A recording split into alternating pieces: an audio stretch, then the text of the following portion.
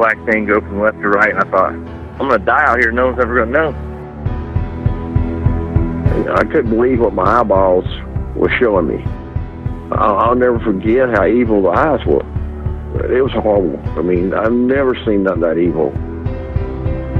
It ran towards me at a rate that I can't even explain. Turned and stared at me, and this look of, I just want to kill you. I want to say it was human, but it wasn't. He was yelling at me to grab a gun. I was like, for what? He said, just grab a gun.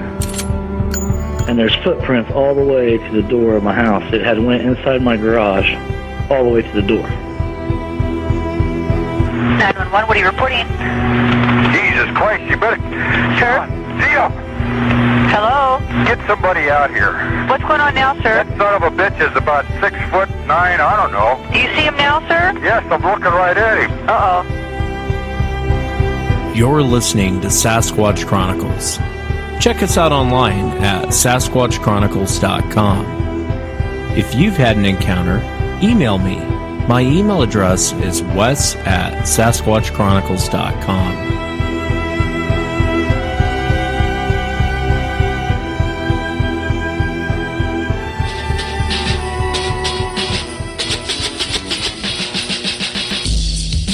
Welcome to the show, everyone. Thanks for being here tonight. Hope you're enjoying some turkey. You'll probably be eating turkey sandwiches for the next week, but I hope you're enjoying the holiday, enjoying a little turkey in the belly, a little football, and now listening to Sasquatch Chronicles. So thank you so much for being here. You know, as we approach the episode 500, I thought we'd take a quick look back at some of the old shows that I've done. And, it was kind of cool for me to go back and look at some of these old shows and go back and listen to the shows, because I rarely do that anymore. I'm constantly trying to produce content, put content out for you guys. I rarely ever stop to take a breath and actually go back and listen to some of the old shows. And some of the ones I pulled out, some of the members had recommended, I pulled them out, went back and listened to them. And I thought, you know what, this is actually, I'm doing a good job. I really am doing a good job. I know that seems really arrogant, but it just kind of hit me today when I went back and I was listening to some of these old shows, and the guests that have come on, the friends that I've made, the information I've learned. It was something special to go back and just listen to some of these shows. And I never thought I'd hit 500 shows, not in a million years. I thought I would have quit this back at 100 episodes, but I guess I'm still here. One of the shows that I wanted to share with you guys. This one's going way back. Episode 41, Deathbed Confession with Scott. And Scott was basically a missionary. I believe he was Mormon. He was a missionary going door to door, and he ran into this guy. And the guy tells a story about killing one of these creatures, and he had evidence he was showing them. I'll tell you a little secret about this show before I play you a clip from it. I'll tell you a little secret about this show. This show almost never aired. And I'll tell you why. I had two co-hosts at the time. I interviewed Scott and set up a time to talk with him. And then I went to my other two co-hosts and basically gave them the cliff notes of the encounter. And they both came back and said, nah, it doesn't sound interesting enough. Try and find someone else. Let's get a different show up. And so I said, okay, here's what we're going to do. Since I interview the eyewitnesses, I set up a time to do an interview for the show. I produce the show. I know how to work all the levers, as they say in the business, and I do all the editing. I do everything as far as the recording side goes. You guys just show up and give your 2 cents. I'll tell you what, you guys figure out the witness for the next show. When you find one, let me know, call me up, and then just give me the cliff notes of the encounter. I'll show up behind the mic, give my 2 cents, plug in my 2 cents, and you guys figure out the rest. You guys figure out how to put it all together and send it out, and everything else with the show. You guys figure it all out. 20 minutes later, we were interviewing Scott. Show went out the same day, and it's become one of my favorites. Take a listen. Growing up, I went on a church mission for my church. It was a 2-year mission, and we were in sets of two missionaries. I served my mission in Sacramento, California, And while I was there, we did a lot of our time was just knocking on doors and sharing a message. One of the men that we came to, we knocked on his door, and he let us in. Wasn't a really good help. We shared a message with him. While we were in his house, we noticed that he had deer and elk mounts on his wall and a big lake trout. And so after our message, my companion, he was from Montana, and he loved to hunt and fish. And I was from Idaho, and I loved to hunt and fish. So, of course, our conversation drifted towards hunting. Had some good stories. We came back 2 more times to the gentleman. We set up appointments and came back. He let us come back in. And each time we came back in, we'd give our little spiritual thought, but then we'd go right back to hunting. On the 3rd time that we were at his house, my companion was telling him, I like hunting alone. He goes, I like being out there. I get to see more animals. And so William, this was the man's name. His name was William. I won't tell you his last name, but William said, you shouldn't be out there hunting alone. It's just not safe. There's things out there that we just need to be left alone. And my companion, without even saying a word, said, oh, you mean Sasquatch? And Williams kind of went blank for a second. He goes, yeah, things like that. Well, it didn't go any further than that. We left that day, and I, of course, wanted to know with my companion how we met Sasquatch. And he goes, well, my brothers and my dad were heading up hunting, and one crossed the road. And I thought, wow, that's really cool. So he told me that story. And anyhow, the animal crossed the road and went up and jumped into a wash. We call them washes. It's where water comes down a mountain and cuts out a pretty deep ravine, and it went and jumped in one of these, and they had no intention of following it. But it was neat to hear his story. Well, we went back to meet with William a couple of days later. His landlord said that he was in the hospital. He was sick with emphysema, so we were thinking, oh, great. Well, we left a phone number, and a couple of days later, William called us and said, hey, listen, I'm home from the hospital. Come on over. I want to visit with you boys. And so we went over, and when we got there, he said, I really don't want to hear a spiritual message today. He says there's some things that have been on my mind that have happened to me throughout my life, and I just kind of want to clear them up. And I took it as, okay, kind of a deathbed confession, because from the looks of him, he wasn't doing very well. And we didn't know what to expect. We didn't know what he was going to tell us. But he started in on this. He said this happened back in 1971. He said he was a sheriff officer in the Dakotas. He didn't say whether it was North or South Dakota. And he said him and his deputies were approached by an agency of the government to eventually kill one of these animals. William had told us also that these creatures had been kind of a menace in that area. The government decided, I guess, to come in and do something about it. But William said didn't really say a lot of details.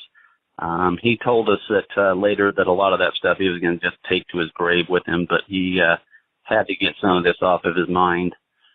But going on with the story, he said the government, or I'm sorry, not the government, don't let me use that word, the agency, let's use that word, had already been monitoring these creatures. They were living in a canyon. How the whole thing kind of got going is they'd been monitoring, and they were going to go ahead and do the project of taking one of these animals or one of these creatures. And William said it was our responsibility to do the shooting. He said we were in a 4-man helicopter, and when they got there, well, they already knew the plan, but 2 other helicopters, smaller 2-man helicopters, had already been pushing these creatures out of the canyon. Well, things didn't go as planned. The creatures split, went up out of the canyon, both sides, and they did have a female, which we found out later was a female. She did exactly like was planned. She went right down the canyon, and they had what they guess they called a bait station.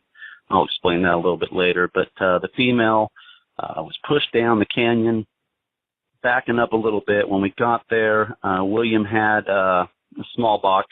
Inside that box, he had a cassette, and he had some pictures.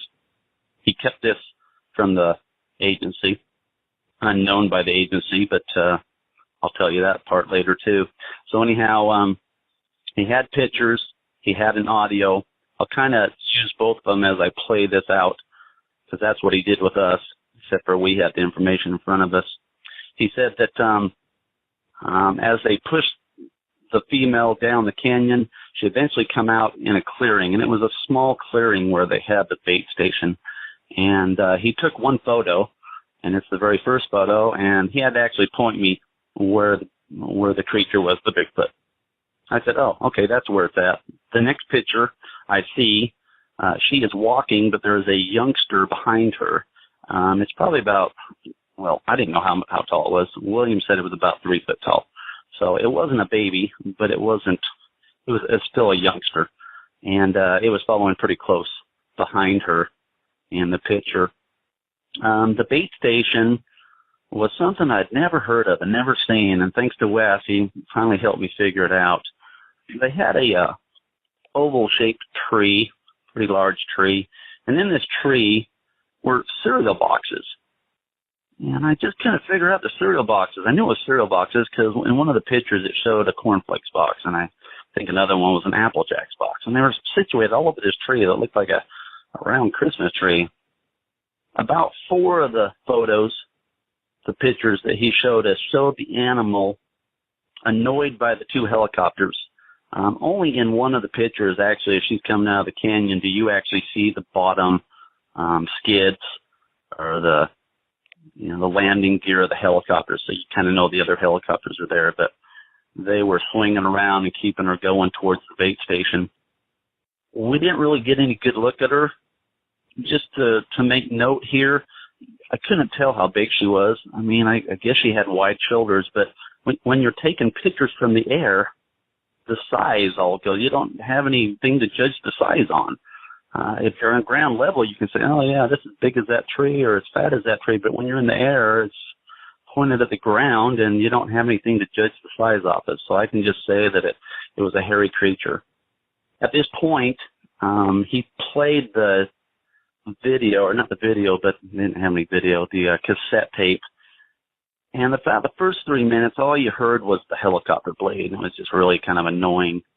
Then you hear William say, are you loaded? And you can hear that distinctly. And someone else, his deputy, which was his deputy, said, yes. And then he responds, proceed forward. At this point, William said, I threw the rope ladder out of the helicopter. This is where the other, I want to say 4 pictures, but I think it was 5 pictures came into play. He was able to snap off because now the creature had turned around. I guess I got to back up here. I got to back way up. I didn't think about the baby. After the first photo, I guess after the second photo you see her and her young. Well, William told me that right after they snapped that picture, she darted into a thicket. And, of course, the helicopters went and chased her out of this thicket. Well, when she emerged from the thicket, there was only one of them. It was just her, and she hid her young. Anyhow, getting back to the point where I was at, they took several pictures. All of the pictures, by the way, are clear pictures. None of them are fuzzy or what I see on the Internet. These are all clear, distinct pictures of the creature. The 4 pictures that were taken, or 5 pictures that were taken, where she's actually looking up at the helicopter. She's got her arms up. The wind and the turbulence from the helicopter is making her kind of shield the wind. You can tell from the grass around where she's at that it's just matted down because of the wind, and her hair, you can tell from the pictures that it's kind of matted down, like her head and stuff. Just to kind of let you know the state that she was in, she was stressed. I mean, she was disoriented, I would say, confused, really stressed at what was going on, and I can see why. She had her hands up. I told Wes I noticed the insides of the hands on the picture. It kind of looked like she put her hands in dirt, kind of a grayish black or something, grayish color. But we got really good descriptions of her face.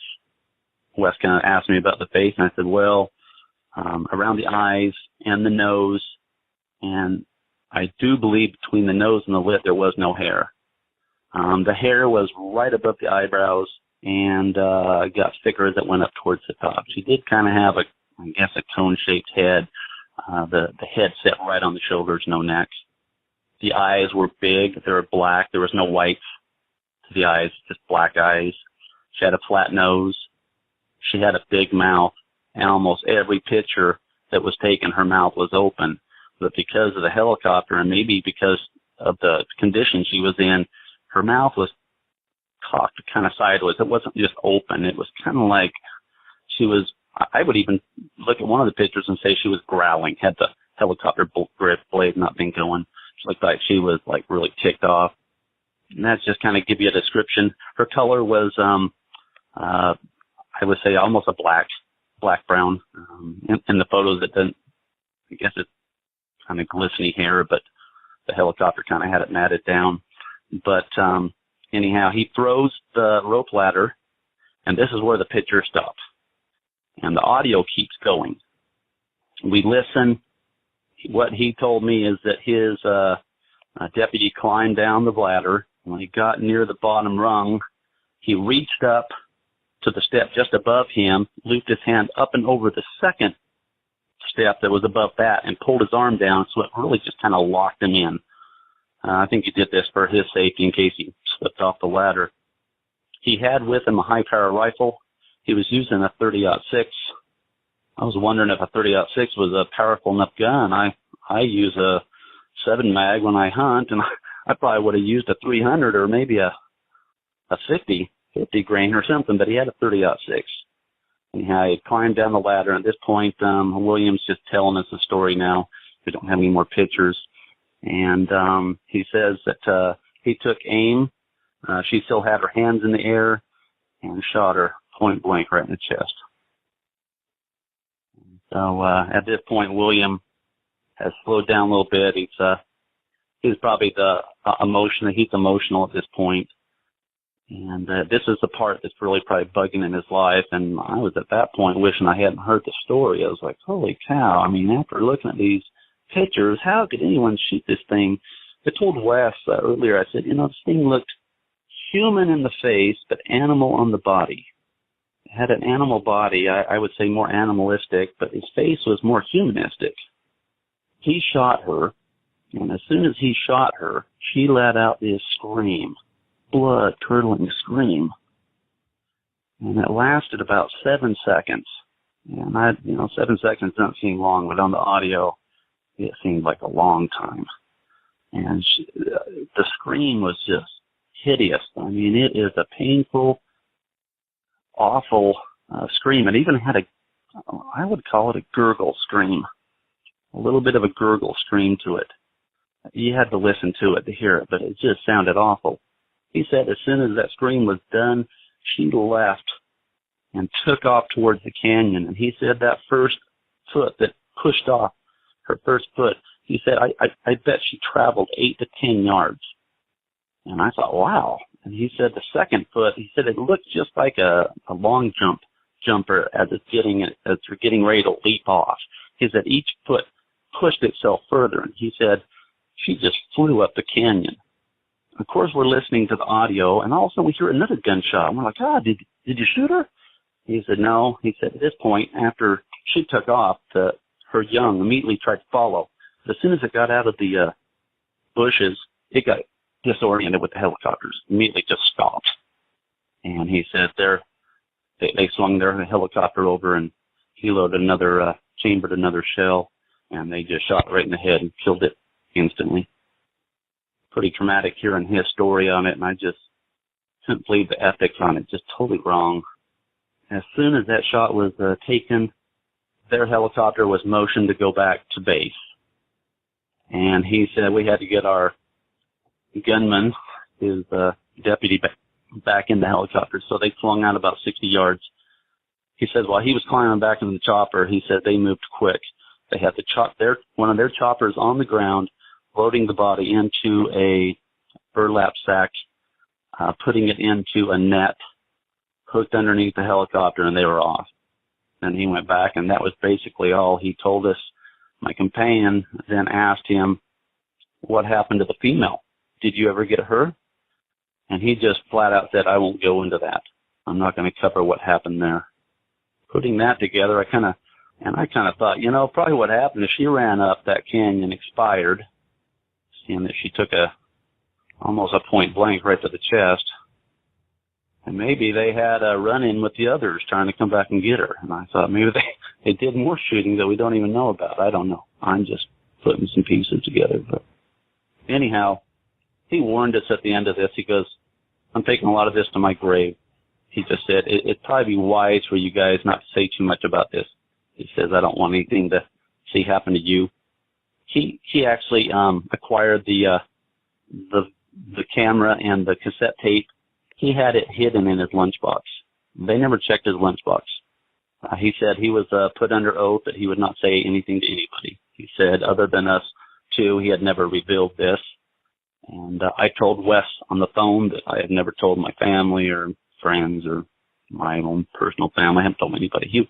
Wes was the first one I talked to, but really on the mission I was on, I had so much going on that in a couple of days I pretty much just put it in the back of my mind and chalked it up for something I wish I hadn't heard, but maybe I'd research later. And of course, research and stuff like this, you don't get anything. I couldn't find anything up in Dakotas. But, so that's basically the story, guys. Still one of my favorites. Thanks so much for hanging out with me on this holiday weekend as we take a look back at some of my favorite shows. Number 9, I would put The Chewbacca Man. I believe it was episode 147 with Jason from East Texas. Take a listen. Basically, this is deep East Texas. It's almost to the Louisiana border. I grew up around Angelina and the Sabine National Forest there, which is just above the Big Thicket. 2 big lakes there, Sam Rayburn Reservoir and Toledo Bend. And this is a heavily wooded area. And my dad was a land developer in the 70s and going into the 80s there. And he had a business partner, a surveyor, that would go in and break these lots up. They would build roads. And then he would sell them off, these acre plots. And so this business partner of my dad lived in the Sabine National Forest. And this is, I guess if you want to know where it kind of is, there's towns like Center, Texas, that's in Panola County, San Augustine, Texas, Hemp Hill. It's right there close to the Louisiana border. The Sabine River actually runs right through there, doesn't it? Right. The Sabine River opens up into Toledo Bend Reservoir, which is a huge lake that runs, I don't know how many miles that lake runs, but it's a huge lake there that borders Texas and Louisiana. And they have highways, bridges that go over the lake into Louisiana. So, he had developed some campgrounds around there and things like that. But this surveyor lived down there, and sometimes on a Saturday, my dad would go and visit him, and he had his office. The surveyor had his office kind of beside his house, deep in the woods. You had to go down a farm market road and break off down a dirt road, and sometimes my dad would ask me to come down there with him to visit with him because he had a kid that was about my age, and I was about 11 years old, and the surveyor's son was probably about 9 years old. He was actually a couple of years younger than me, but he was, my dad would take me down there and we would play I would play with the surveyor's son, and we would hang out in his backyard, and beyond his backyard was just, woods, just pine trees and deep East Texas woods. And we would play out there. This one particular time, the incident, we were playing, and he looked up at me and said, Chewbacca Man lives down that trail down there. And I said, Chewbacca Man? He says, yes, a hairy man down there lives down that trail. And I said, all right. He says, you want to see him? And I said, yeah. And I was a couple of years older than him, and I don't know if he was playing make-believe. I don't know what we were doing, but, I said, yeah, show me Chewbacca Man. And so we headed down this little trail that was kind of in his backyard, but it led deep in the woods, and I followed him down there, and we went a pretty good ways. I was getting surprised we were getting far away from the house. It was late in the afternoon, so the sun was getting ready to set, but we went down this little thin trail, and we got to this deadfall. And, a tree and some limbs and brush had fallen over. I don't know if it had been bush hogged over, but it was just a big fall that kind of blocked that trail. And I looked around, and he said, this is it. This is where he is. And he said, I'll call him.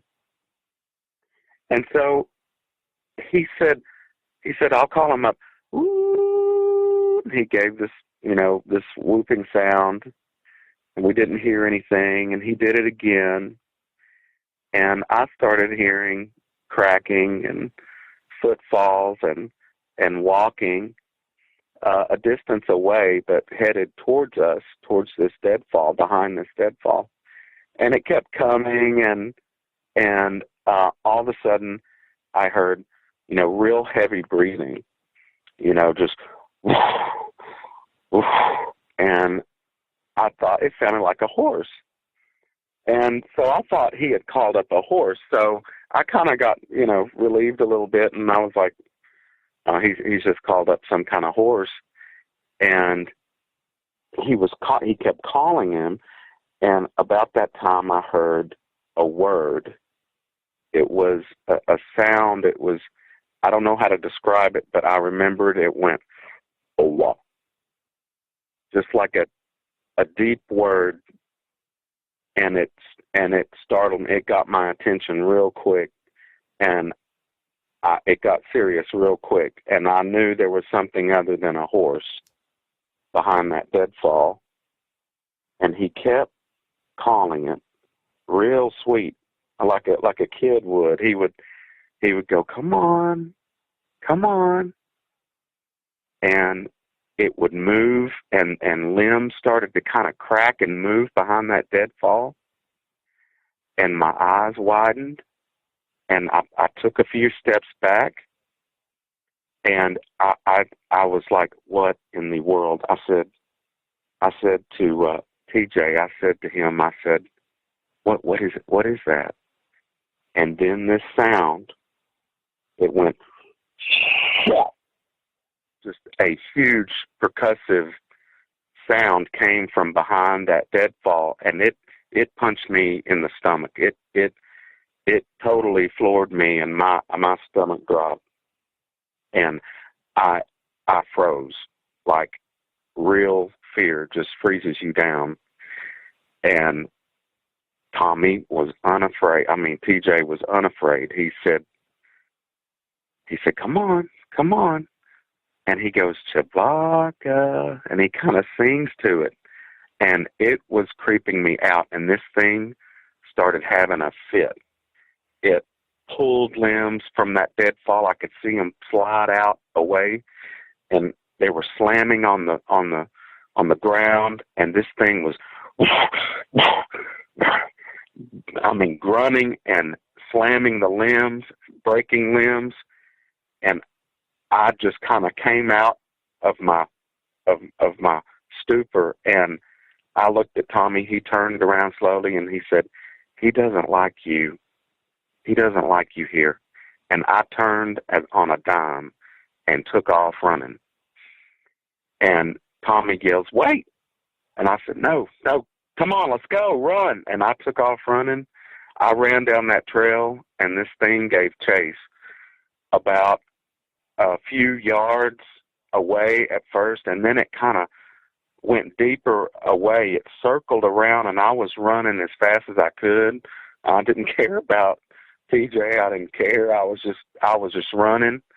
limbs were slapping me in the face. I was trying to get back to that house, and this thing rounded around, and I looked to the side, over my shoulder at times, or to the side of the woods where I could hear it running with me, and I could see a big black figure. It wasn't it wasn't a horse. It wasn't a cow.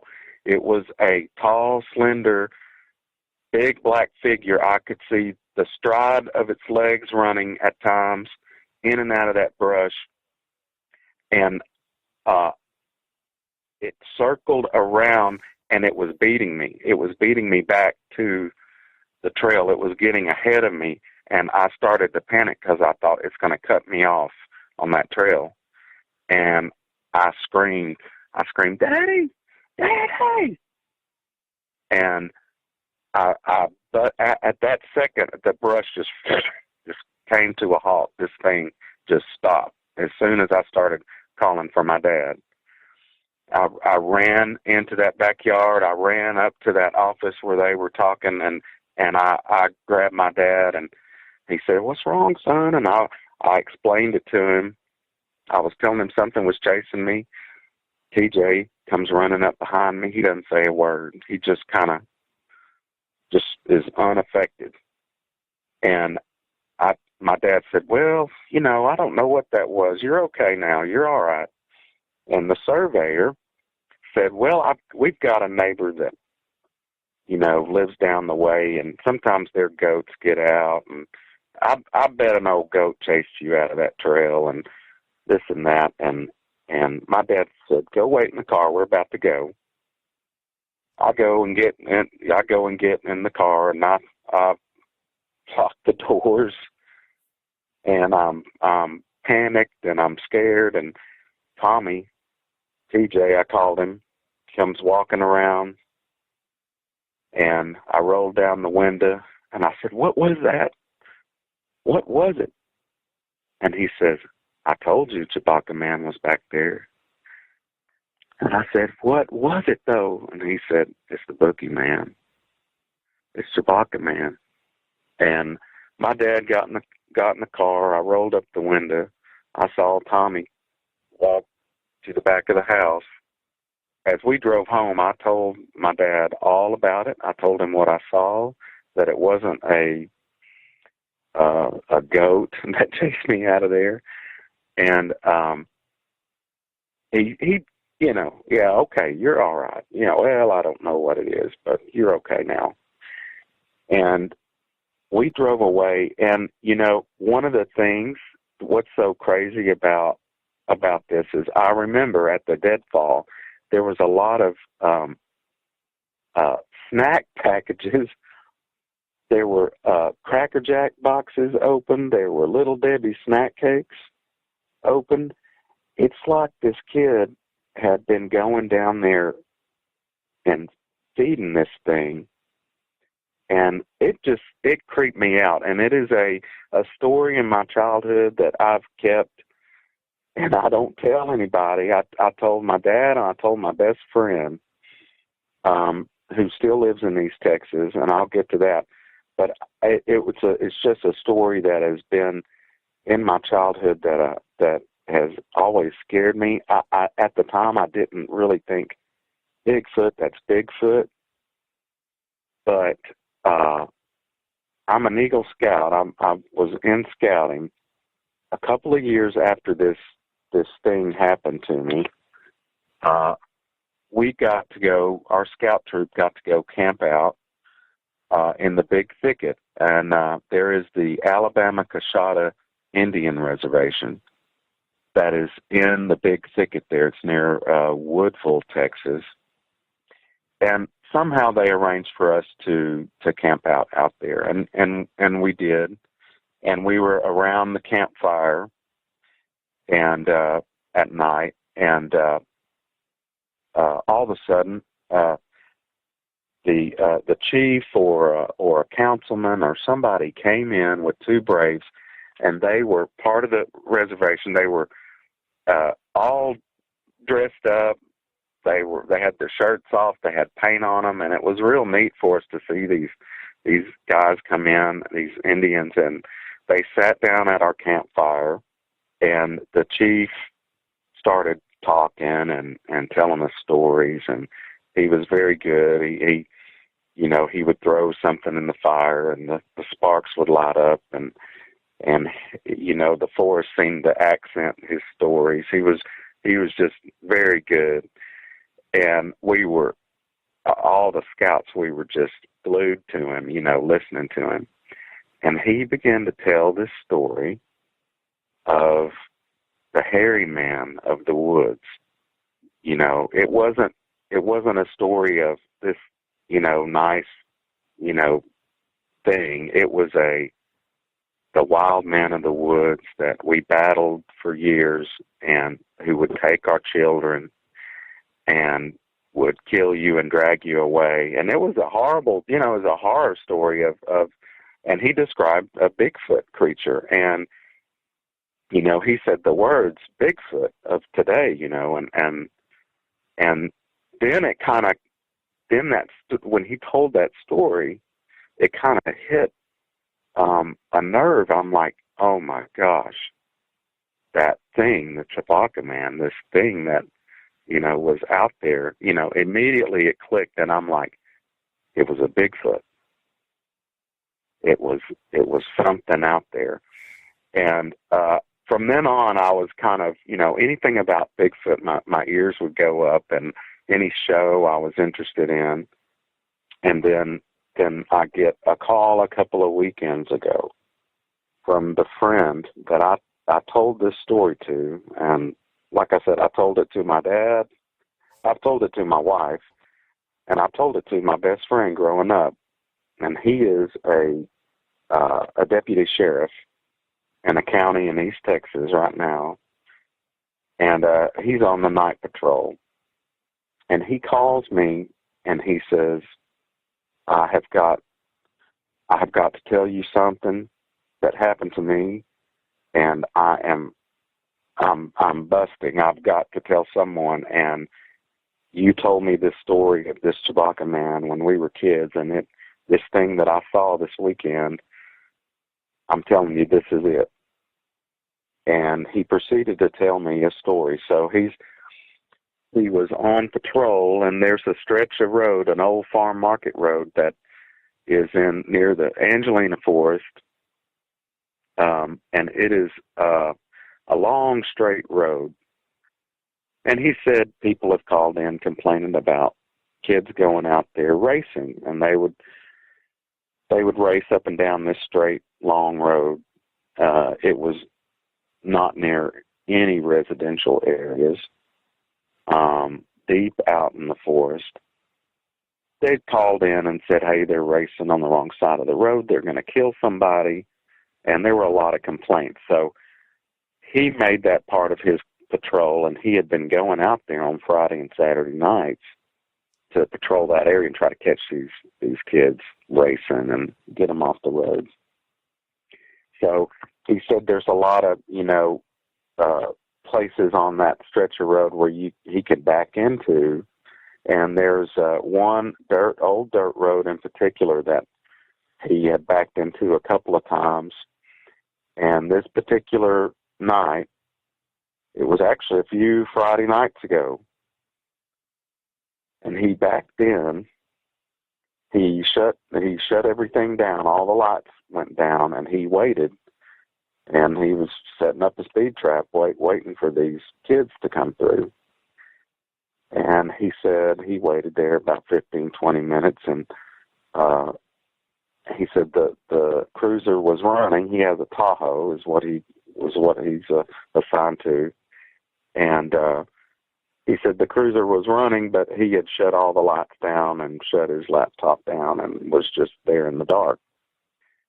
And he said, I'm ashamed to say that I drifted off to sleep. I started dozing off. He says there was a pop on the radio, and he woke up and had to shake himself awake and pulled up and got him a drink of water. He said when he turned, to throw the water back in the seat, he looked over, and in his passenger window was a face just staring in the window. And he jumped back. He said, man, I pushed myself all the way to the daggum door, and I looked. He said, man, I was looking at something I have never seen. He said, I actually screamed out, and its breath was starting to fog the window, and he saw a massive face of high cheekbones, dark face. He said its eyes were inset deep. It looked like it was two black marbles in his eye sockets. And his nose was flattened. He said as soon as he turned and looked at it, it stood up and its face pulled away, and it gave him like a grimace. It gave him just a look. And he said, he goes, man, I've never, ever been so scared in my life. He said, I turned and I hit every light on that cruiser. I threw my cherries on. He said, I threw the spotlight on. I hit the brake light in the back, and he said, that's when I saw it walk on the back side of the cruiser to the back. And he hit the brake lights, and the red lights lit up in the back. In his rearview mirror, he saw its back light up. You could see the inset of his spinal cord and the layover of the hair. He thought, in his opinion, it was 7 foot tall. He turned around and looked back and saw it walk out of the reach of the lights. He said it wasn't like a big, fat, giant thing. He said it was a big 7 foot tall, kind of stooped. He said it kind of had a stoop to it. It stooped over, wide shoulders and muscular, but not just huge, just kind of lanky is what he said. And he goes, it just calmly walked away from those lights. And he said just then he put it into drive and sped out of there in fear.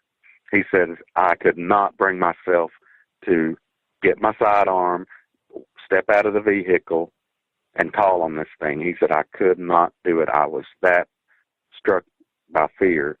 And he sped out of the dirt road, got on the main road, turned around, threw up all of his lights, and headed back down the dirt road to see if he could get it in his high beams. He drove down. He said it was gone. Just like that, it just disappeared like a ghost. He went down about a half a mile till he just said, man, I'm getting out of here. He turned around. He said the whole time he had his cherries on. He had his lights on, lighting up the woods. He spotlighted.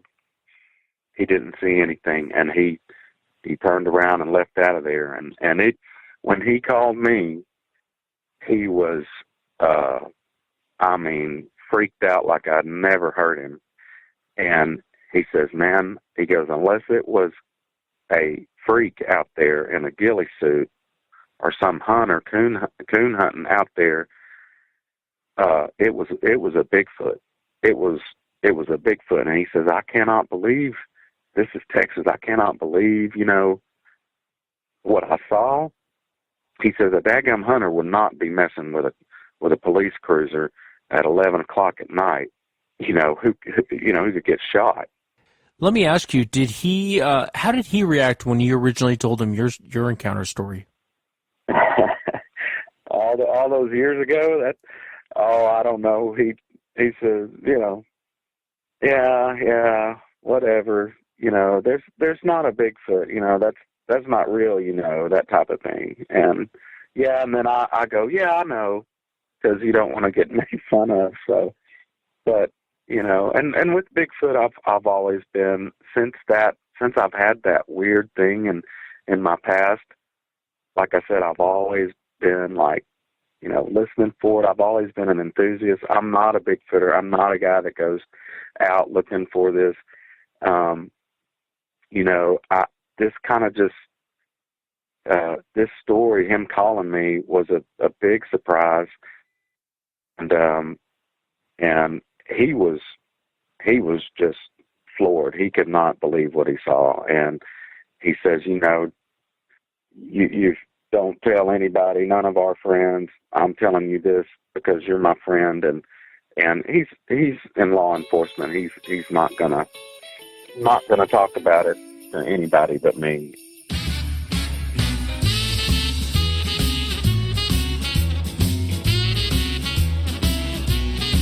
And the Chewbacca Man is definitely another one of my favorites. Gosh, I love that show. That's really digging back in the archives. The next one I want to share with you is episode 439, the Alabama White Thing. And a lot of people email me afterwards. They're like, it's not thing, it's thang. Take a listen. This is Nathan from Alabama. Well, what the place is we live on a plateau or a mountain. To y'all, it wouldn't be a mountain, but to us here, it's the foothills of Appalachians, and there's valleys that border the Tennessee River on one side, and there's basically this plateau wraps around them, and you'll just go over one ridge down into another valley. And this series of valleys it's Greenbrier Cove, Parker's Cove, Clouds Cove, and Newsom Sinks. And what these have been since a long time before my time was just wilderness areas. There has been some paper companies that own the timber rights to these places, but for years and years they went untouched. Very few people live in any of them, and nobody lives in Newsom Sinks. But when I was 17, which would have been 1986, my dad was heavy into coon hunting, and I was anything that I got to do to spend time with him is what I did. And I got a young dog it wasn't very good, but Dad had a dog that was an exceptional coon hound, and he would let me take, whether he went or not, he'd let me take his dog with me to hunt with my young dog to make it better. And we went to this place, it's frequent, and I knew it well. It was Greenbrier Cove. And when we went, me and a couple of friends of mine, we went down to hunt one night, took Dad's dog. Well, we was there probably maybe an hour, getting around 10 o'clock at night, because it was in the fall of the year, but the time hadn't changed back, so it got dark pretty late. And the dogs treed, and we started to them.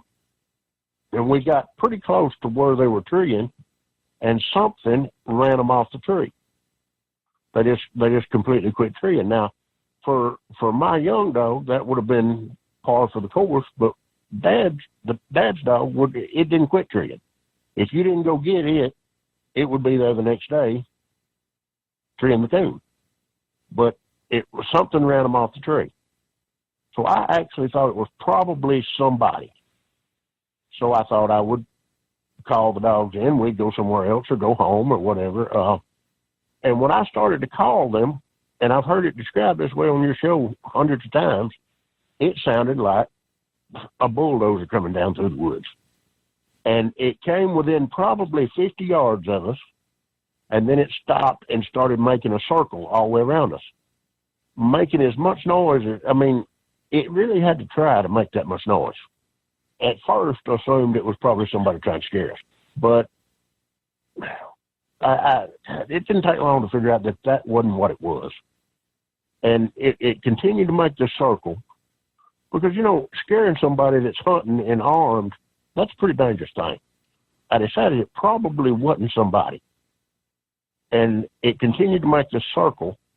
So what we did, we waited till it got on what would be the far side of the way we needed to go, and we started to walk back towards the truck. Well, at this time, we hadn't found the dogs or anything of that sort, so we was making our way back to the truck, and it followed us. It never did get to where we could see it. Well, I say it was making noise. That never threw anything at us that I know of. But it followed us all the way back to the truck, And we went home and basically got bigger guns and went back. We got down there, and instead of going up the logging road where we had encountered it the first time, we parked on what would be the main road. And I got out and I started to call the dogs. Well, the young dog came, and we put it in the truck, but Dad's dog still hadn't came. And then this sound, whatever this was, came tearing back down through the woods and stopped out in the woods far enough where we couldn't see it, probably say 25 or 30 yards in pretty thick brush. It stood there and it breathed. It was the most unnerving thing. It would just breathe. And you could hear it was a raspy, echoing kind of breath because we were in like a holler. And it echoed all around you. And it would move from side to side, from place to place, sort of paralleling us. And when it would move, it would make noise and shake bushes and whatnot. Well, we went home because Dad's dog had stayed out many nights. So the next morning I got up to go back. And my friends had went home, so I went back by myself.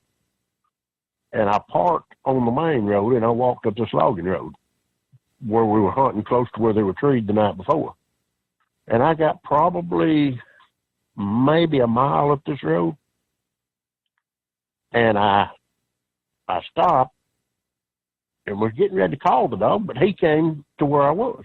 I looked up, and he was coming down outside the mountain, so I just waited for him.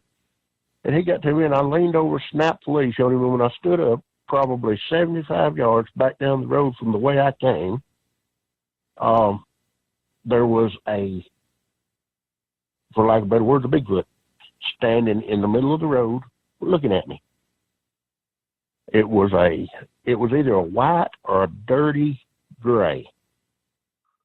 It was, and like I said before, its shoulders and arms, as opposed to its legs, looked like it was two completely different creatures. Its shoulders were big and broad and basically no neck, with long arms, and I remember its fingers were long, but the legs seemed out of place compared to the rest of it.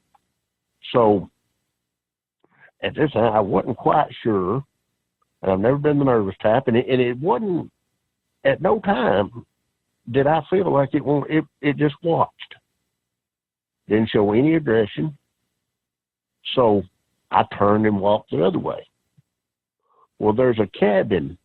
Well, the old guy lives in a cabin up in the end of this holler and had lived there all my childhood with no electricity. He's basically a hermit. And so all I need to do is walk to his house. So I walked, and before you get to his house, you come out in an open field. And you cross that field for probably 100 yards, 150 yards, and his house is sitting right up in the edge of the woods on the other side. So me and the dog would go to his house, and I walk up and knock on the door, and he comes to the door, and I go in.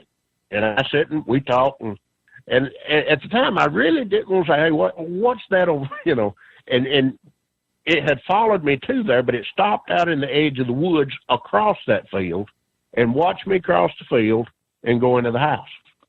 Well, I sat there probably 30 minutes talking with this guy, and his name is Aubrey Irvin, and I can tell you that because he's long since dead. But he said, I guess you want to know what that is following you. I said, well, now that you mention it, I would. He said, I have no idea. He said, it comes and takes things off my porch. He said, it walks around here all the time. But he said, it's never bothered anything. Now, he says, there's others that do bother things. There's others that you need to watch for. But he said, the one that's following, he said, he follows me all the time. And he said, for lack of a better word, he said, I think he's the boss. He said, he seems to keep the others in check. Well, I got ready to go. It was getting late, and he offered to walk me back to my truck. So we walked out of the cabin, and we started across this field. and it was still standing there watching. And we walked straight towards it. Well, somewhere, probably middle ways in that field, it just disappeared. It went somewhere else. And we walked by where it was standing, and they talk about the pungent odor. I could smell an odor. It smelled like, I won't say rotten meat, but sounded like maybe infection, or smelled like infection, like a injury on an animal or something. Right, yeah. But it was a pretty strong smell. I mean, it wasn't overbearing. We walked past right where it was standing watching us. We walked past this point on into the mouth of the logging road that goes back down to where I was parked. And when we got about probably 75 yards to the other side, it came back out behind us and followed us all the way to the truck. When we got the truck, I put the dog in the truck and asked him, I said, Aubrey, do you want me to drive you back to your cabin? I think I can make it up through there. It was a muddy road, but, I thought I could make it. He said, no, it's never bothered me. He said, the others make threatening motion, but he said, it has never bothered me. And he said, when I go outside, it's always around. He went walking back to his cabin, and I've seen him since, so I know it didn't hurt him. And I went home. Of course, I told Dad about it, and Dad told me I was crazy and that it was my imagination. And I was disappointed to find out, I started talking to some of the old people, and there's been a legend around here for a long time longer than I've been here about the white thing. The old people called it the white thing. And they basically always gave the same description. There was a guy I talked about, it came up on his porch, and this was probably in the 50s, maybe early 60s. Said it came up on his porch. He said it had its back to him, but it was taller than an 81-inch door standing on his porch. Then there was a guy over here, he said his grandfather shot it. And he claimed that when he would shoot it, it would pull hair out and stick in the bullet holes. I don't think it was probably doing that, but it was grabbing. He was shooting it with a .22. It was probably grabbing where it was hitting him. So when Dad was the whole time Dad was telling me it was my imagination, he's been hearing these stories always. Well, even when before this encounter, I always believed that Bigfoot exists. I don't know why. I just always felt like I knew. I've studied this subject since I was a little boy. And of course, then I studied it with a kid's mind. Now I study it with an adult mind and try to figure out everything I can possibly figure out about it. And the more I think I learn, the more I realize I really don't know. Yeah. Isn't that the case? When you really start, you hit it right on the head, Nathan. You start looking into it, and all of a sudden you realize how little you actually know. I didn't mean to cut you off, though. Oh, go ahead. That's why I wanted to talk to you, because I've been sending you emails, but I'm new at this computer stuff, so I never knew if they was getting through or not. But I wanted other opinions on what I think. And we can talk about that. I kind of want to go back to this creature that you saw. You'd mentioned a comment about its legs didn't match its upper body. Can you explain what you mean by that? And can you kind of go into any details as far as, did it appear to be more monkey-like? Did it appear to be more human-like? Was there any details that you remember? Yes. The hands were very much human-like. The fingers were very long. Have you ever, I know you have, but a really tall guy, have you ever noticed their hands? Yeah, the fingers are a little longer. Hands reminded me of. Yeah. Very long fingers. But what I mean by the legs being different than the shoulders, it's like the legs were small in comparison to the upper body. I work out, and I've been a power lifter most of my life. And I see guys come in the gym, and this is what it reminds me of. Guys come in the gym, and some guys, they'll come in, they'll work all their upper body and not their legs. So they got these massive shoulders, these massive arms, and very small legs. And the legs weren't small by any means, but compared to the upper body, they weren't. They were small. And I'm thinking it was probably from that this is probably 7 feet tall. I went back and looked at some limbs that it stood, comparison to where its head was. I'm thinking 7, 7'4", 7'6", something like that. The skin, now it was either white or a very dirty gray. It was either dirty white or a gray is what I'm trying to say. And its skin was a little darker, but a grayish look. So that made the facial features a little hard to distinguish at that distance. But the eyes seemed to be inset a little bit with a brow ridge, a really pronounced brow ridge, because the eyes were sort of shady, but they were black. They were so dark, and I sort of credit it to the lighter coat making them look that much darker. They just look like two black holes is what they look like. The head was somewhat cone shaped, but the hair on the head and the upper shoulders seemed to be quite a bit longer. The lower down its body it went, the hair got thinner and shorter.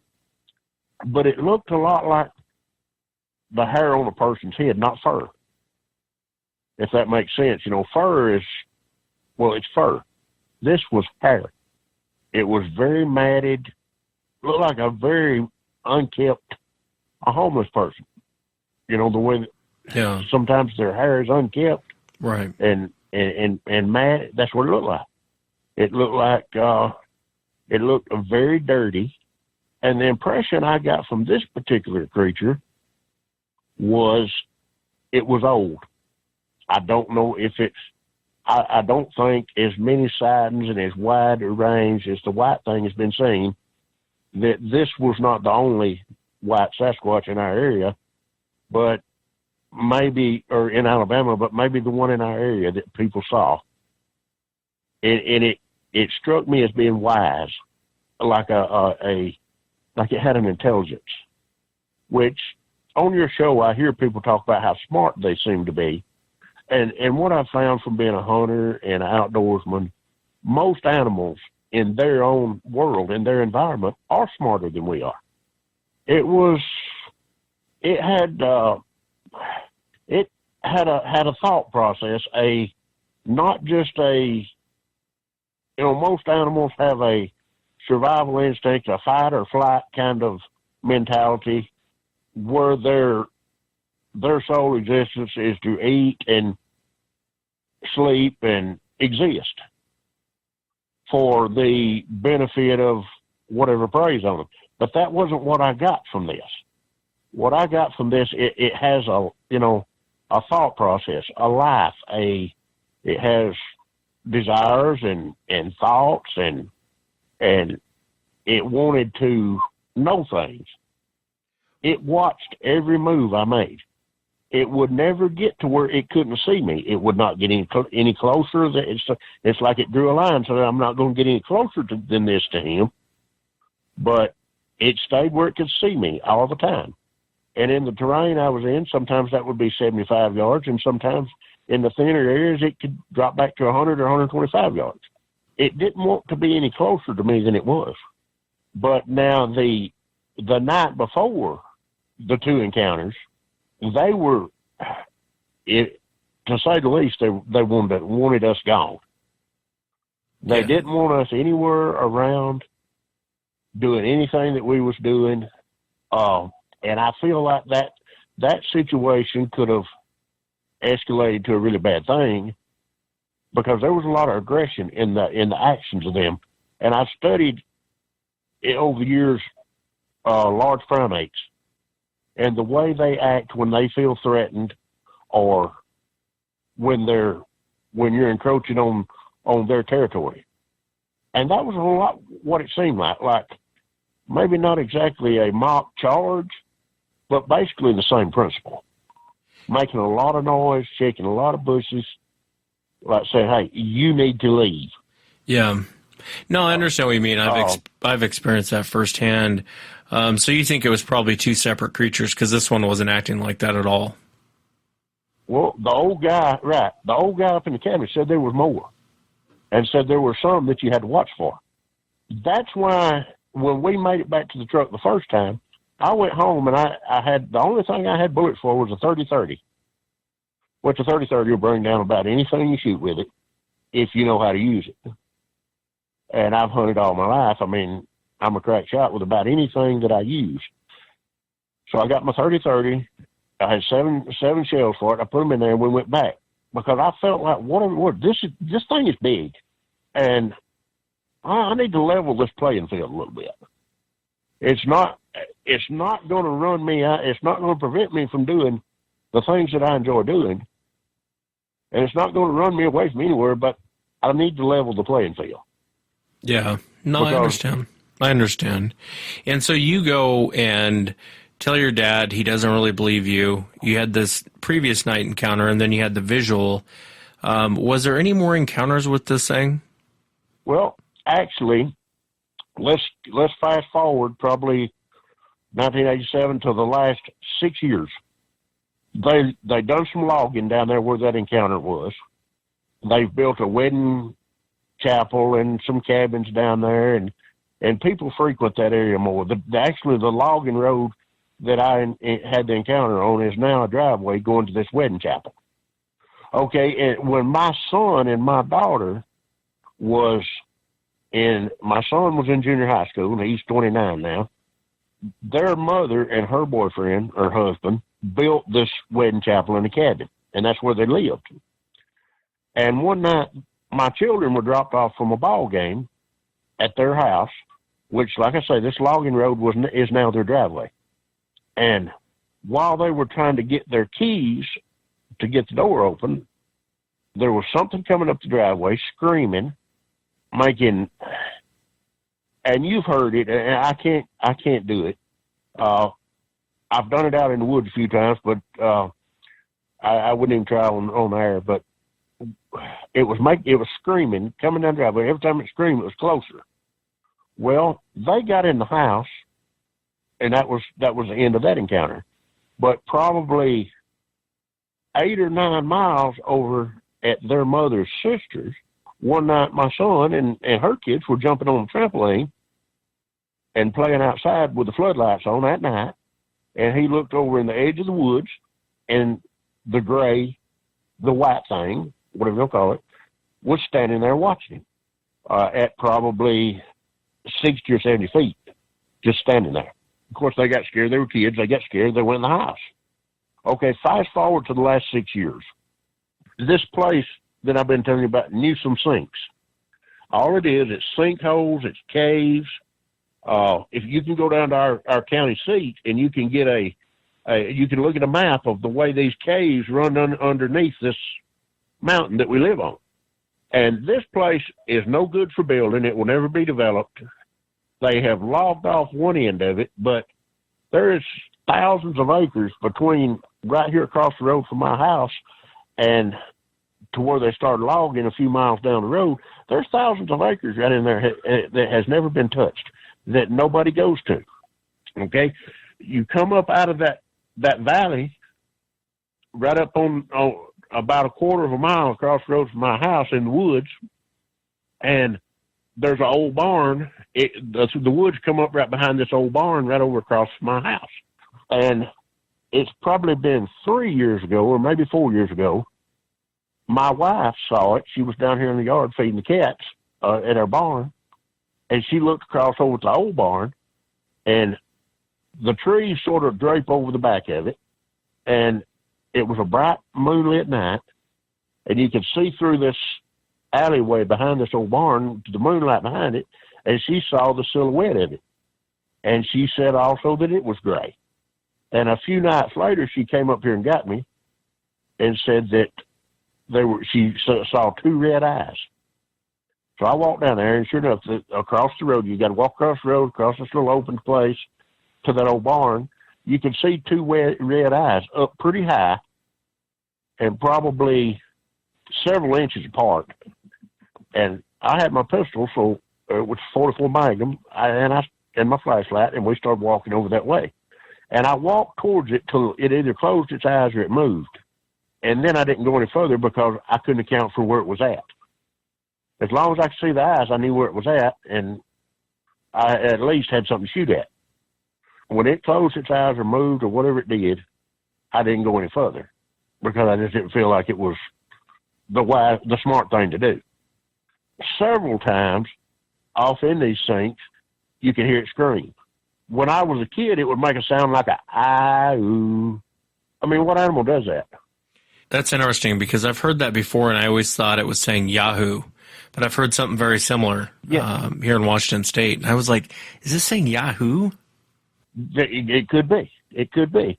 And it would do that. I mean, I've heard that thousands of times. Thousands of times. A friend of mine lived, when we were kids, we would spend the night and sleep outside. And when I was a kid, I would not camp out outside because when I was little, I was afraid of everything. I was afraid of Bigfoot. And I don't even know where my first knowledge of Bigfoot came from. I mean, the first Bigfoot thing I remember was $6 Million Man with Andre the Giant. But this was a common topic among the kids around here. And I don't know, and I really don't know where it come from. My mother would, and this was to the point I'd get off school bus about 15 minutes before my mom got home, and I would run from window to window looking out to make sure Bigfoot wasn't out there. This really tormented me when I was a kid. This terrified me. And I am, don't get me wrong, I'm a praying man, and I've spent all my childhood praying for the Lord to make me not afraid of things, because it really affected the things I did when I was a kid. Was it mainly when my kids would have to spend a night party outside? I wouldn't go. And did it was like, and I know it probably didn't happen like this, but I went to bed one night afraid of everything. I got up, I was afraid of nothing, and the fear was replaced with curiosity, and I just got to know. I try to find out everything I can find out about it. I wanted to ask you, did you feel that way because of hearing the noises and just kind of some of the stories that were going on around there before you had your sighting? That's very possible. That's very possible because the fear was like when I was a small kid. When I overcame that part, since then I ain't never been afraid of anything or anybody since, and it was replaced with intrigue. And the stories that the old people used to tell, and possibly it could be because I lived around a lot of hunters, and I would sit and listen to them tell the stories. The story about when the guy saw it on his porch, that the porch that it was on was the custodian's house of the grade school that I went to, where he said its back was to him, but all he could tell for sure that it was gray and it was taller than an 81-inch door. It was sort of standing under the stoop of his porch, and it was sort of leaned over. And that was episode 439 with Nathan, the Alabama White Thing. I really enjoyed that show. This one was recommended by several members. This is episode 416, I Hit One With My Car. And this is when I spoke to Bo. Bo was extremely nervous to be on the show. Take a listen to his encounter. My encounter happened in the year 2000. I was 19 years old. But before that, the setting, there's live here in Urbana, Ohio. There's a lake, and it's surrounded by woods that a family friend of my parents owns, and it's been in their family for years, and it's kind of been a camping spot for a bunch of us families to go out there and get away. And it used to be an old gravel pit back in the 50s and 60s, and they kind of made it into a lake, and it's surrounded by woods. And I couldn't tell you how big it is, but it's off Route 4. I'll tell you, that's, if you look anywhere on Google Maps, off Route 4, kind of by Springfield, you'll be able to see it. I've looked at it a couple of times. And so it just, we've always went out there and with my mom and dad growing up. It's real secluded.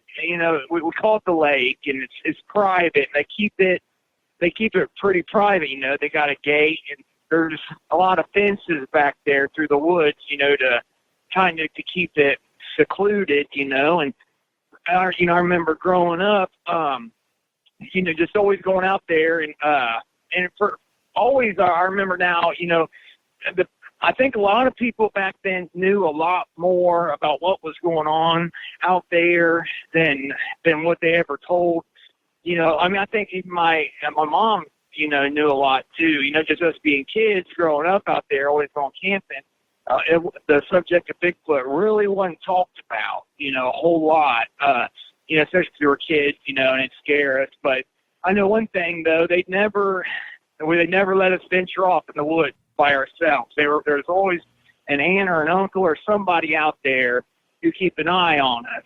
And now looking back, it always felt like something you were being watched. I hear that people say that on your show, and then now I look back like, I always felt the same way. But I always felt like it's just creepy out there. And there's always this wildlife out there, and it's woods for a couple miles, and like I said, just real secluded. But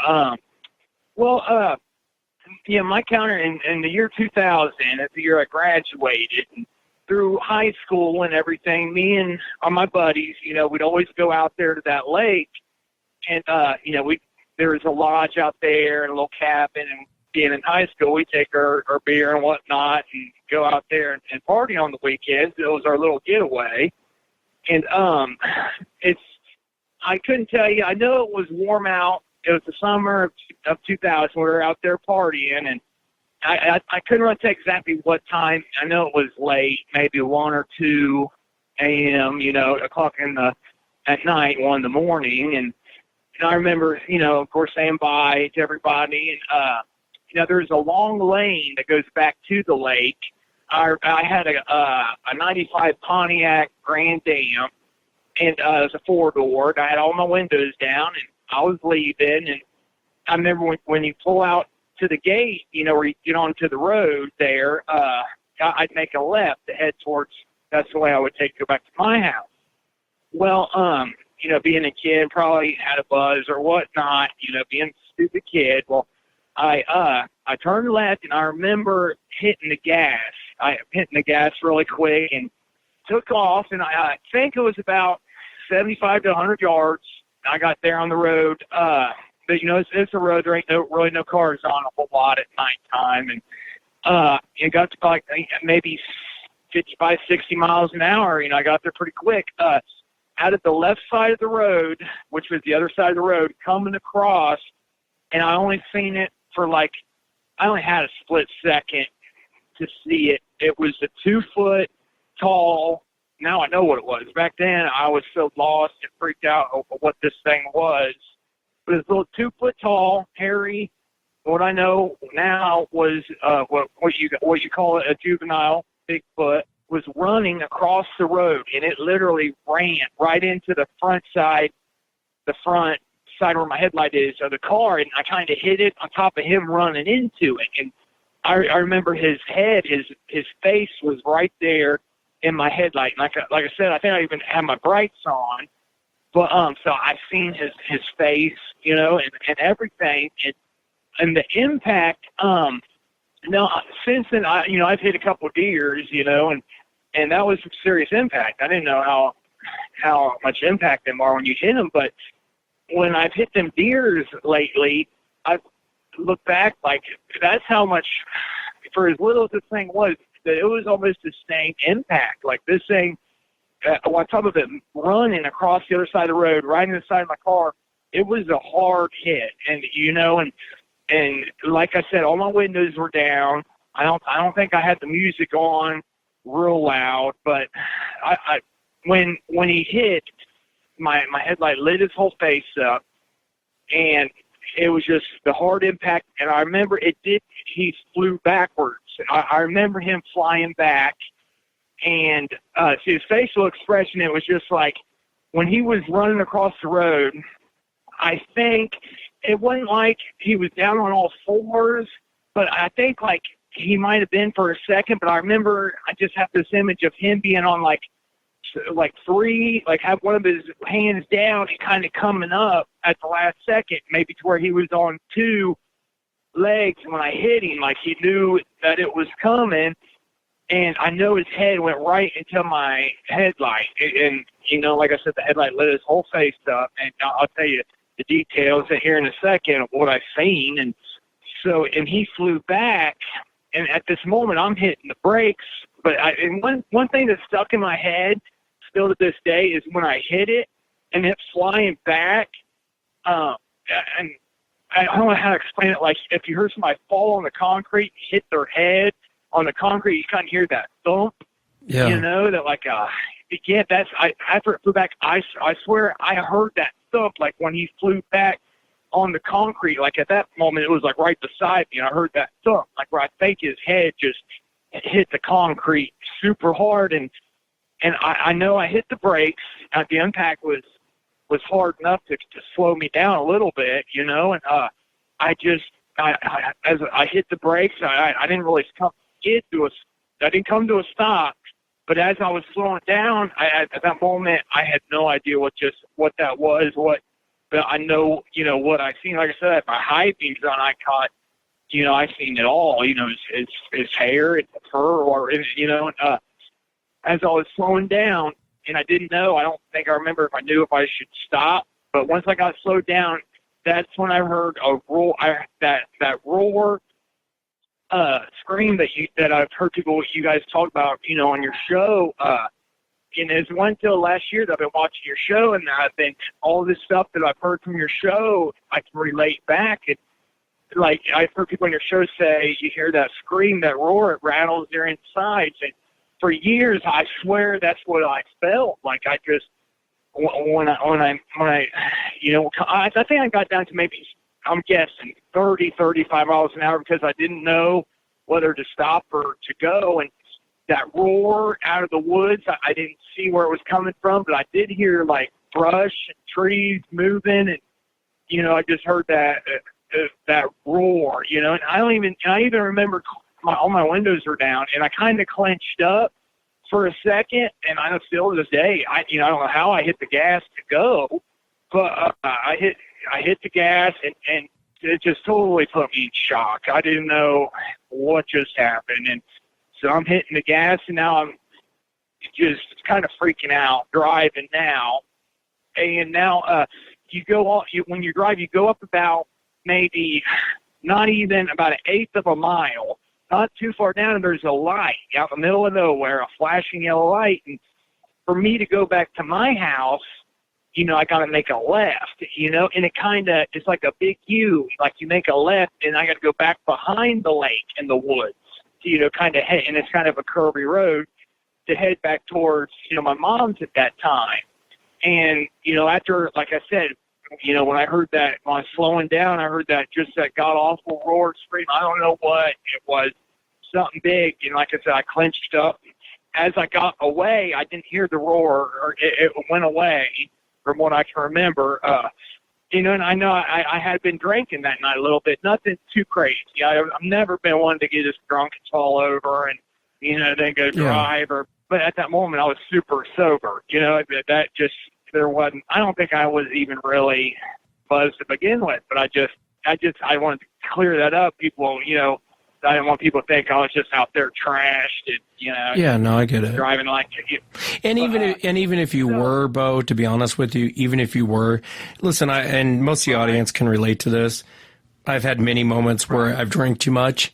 I've never once had delusions of seeing monkeys or hitting monkeys ever being drunk. So I mean, it's kind of irrelevant. Okay, cool. But I get what you're saying. I get it. Okay, yeah, cool, awesome. So then as I'm getting up to that light, I'm freaking out. Like I told you, earlier, I had tears in my eyes, or I think I was even sweating. I was in a serious panic mode. So I turned left at the light, and I'm just driving. I was speeding a little bit. I was just trying to stay on the road because I didn't know if this thing was running behind me, or I just seriously freaking out. And I'm kind of going, like I said, it's a big U after you turn left at that light, kind of going back behind the lake. And I'm on these curvy roads, and I know my windows were still down at that moment. I don't know why I wouldn't have rolled them up after, but I know they were down because when I started going around the backside of that lake, I swear, I heard something in the woods. It's all woods back there coming from that direction.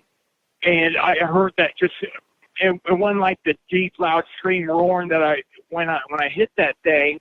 It was just, I can't really even, explain. I can't even imitate it. It was just kind of like, I can't really even imitate it, but there was something like growling, making noise coming through the woods, and it was making a loud noise, but it just wasn't that deep scream. It was just maybe just the thing was just hollering, or I can't. At this point though, I was so in shock. Everything was kind of blurry at that moment. I just thought that, but as I was slowing down, going around a curve around there, I heard something big coming through the woods and making noise and a light roaring, like it was running, coming after me. And at that time, I'm hitting the gas, and I remember getting up to speed because at that point I had a straight shot just to get out of that area. At that time, I was thinking, like, these things are just coming out of the woods. Something's going on. I don't know what's going on. There's monsters in these woods coming out everywhere. But then, since then, looking back, I'm thinking what that was that creature. But just to back up a little bit, when that little one, I always wondered, like, why did that thing run right out in front of my car? That didn't make sense. And, kind of just thinking about it, like what we talked about as far as, I think, that maybe when people come out of that lake, a lot of older people, when they turn left, that's the way to head back to town. Nobody really gets up to speed that quick. It's always just probably people, they probably have seen enough people pull out of there. They know the timing, where they can cross and be out of the way. But I think by me gunning it and getting up to speed there, that 75 to 100 yards right there, they weren't maybe expecting that.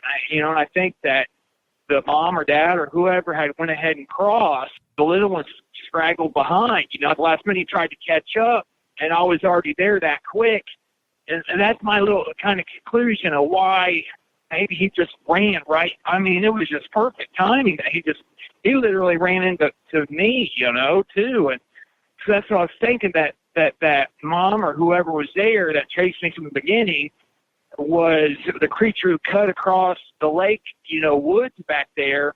It's not that far distance for him to run from that point to meet me again over there behind the lake, because I had to go to that light, make a left, and I'm doing a big U around, and he just took a shortcut, straight line, because that's the road everybody takes to go. So I'm thinking that thing knew I was heading that way, and I swear I think I just got lucky, but you never hear of it. I think the thing got so close to catch me, and I clenched up again, and I just that sounds so crazy, but that is exactly what happened. And again, that was episode 416. Bo goes on to talk about his car, the damage to his car, talking to his parents. There was blood, there was hair. So there was damage to the car. I've kind of condensed them down a little bit so we don't have a 5-hour podcast as we count down the top 10, really in no particular order. The next one I want to bring up is episode 419. I wouldn't believe it if I didn't see it. And I remember when Anthony contacted me, he sent me a short paragraph, and I read it, and I thought, well, I'll give this guy a call. And I was telling Anthony after the interview, if you read a transcript of his interview, it would be very hard to swallow. But when you hear him tell it, I think what happened is exactly what Anthony says happened. Most of you remember this show. Take a listen. Okay. Well, actually, my first encounter happened. This was in 2004, and we were on I live in we'll say Central Kentucky, and I was heading home from one of the major cities here, and on the way home, I had a little Chevy Trailblazer, and I was driving, and one of the lug nuts broke on it. And as I get going down the road again, a couple more of them break. So, I decided, I have my pregnant wife in the vehicle with me. I said, I'm gonna slow down. So I'm going like, I went a total of 30 miles, and it took me like almost 3 hours to get there. As we're passing through, probably about a quarter mile away from where this incident happened, we had the windows down, and it was pretty chilly that night. And all of a sudden, there's a dry creek bed that was running alongside the road. It sounded like a bulldozer running through the trees. And I mean, it really, really, really freaked me out. And I've never in a million years thought that, that if somebody said, "Hey, there's a Bigfoot over there," I'd have been like, "Man, you're out of your mind." Yeah. It's about like the story I'm about to tell you. I mean, if I wasn't there, I wouldn't believe it. I mean, if somebody was to tell me this story and I didn't know what I know, I would be like, "Man, this person really needs to be checked into a mental hospital." But my first encounter is there's this, it's a abandoned rock quarry, and it has a really good size, I call it a glorified pond, and everybody else would probably call it a lake. It's pretty good size, and when I would ride my motorcycle, I loved going out there because it was absolutely quiet, it was peaceful, it was somewhere to go, just to clear my thoughts. And another thing about it is while I was out there, there was a little bit of strangeness in there. I never really thought about. I couldn't say that I was actually being, felt somebody staring at me, as people would say. I never felt that way, but it was just it was kind of an eerie feeling, but it was also a tranquil feeling. So pretty much, if I took a long ride, I would always go back and stop at this lake, and sit out there and smoke cigarettes, collect my thoughts. Well, one day I was out there, and this was probably in, I can't remember. It was one of the summer months. It was probably June or July, August, one of the months. And it was in July. That's when it was. I was sitting there on the bank one day, and there's an abandoned building that sits there, and I walk in, and it was always really stinky in there. I mean, really, really stinky. And I thought it was, there might have been a dead deer in there or something. But I'm sitting on the bank next to this building, and I heard like it's like almost sound like a tree, like a snapping of a tree, like a branch or something. The next thing I hear is I heard sounds like a kid crying, like a baby crying. And I'm sitting there, I'm like, man, this is I'm in the middle of nowhere, and I'm hearing this. So curiosity gets the best of me, and I'll go over there, and I'm walking through I was probably maybe about 300 foot away from my bike at the time. And it's a pretty wooded area. And, I get to walking through there, and it keeps getting louder. And when I walked up on it, and when I seen it, I thought it was, like maybe a baby bear, a cub that was caught in this tree, but it looked like a big cub. But as I got up on it, I realized that's not what it was. And it turns around and looks at me, and it looked like a kid, like a child, a baby. It looked like a part chimp. And, I'm standing there looking at this, and I'm like, what am I looking at? And it's the wildest thing in the world. I never, ever heard nothing about Bigfoot growing up. I probably seen Harry and the Hendersons, but it was the last thing that was in my mind. I'm sitting there looking at this, and I look, and the creature, the animal, I call them animals, was upside down and had his leg caught like in the Y part of the tree. And it's squalling and going crazy, and it looks at me, and the look on his face, it really wasn't a look of fear. It was a look of pain. I could tell it was in pain. And I'm sitting there thinking, should I try to help this out? I didn't know what it was. Will it hurt me? And so I'm sitting there debating on this, and all of a sudden, the baby, we'll call it the baby stops crying and just stares off, and this whole demeanor on his face changed. Well, I looked to see where he's looking at, and there's another one. Only she's a lot taller. I'm 6'2", and she probably had 4 or 5 inches on me, so I put her at about 6.5 foot.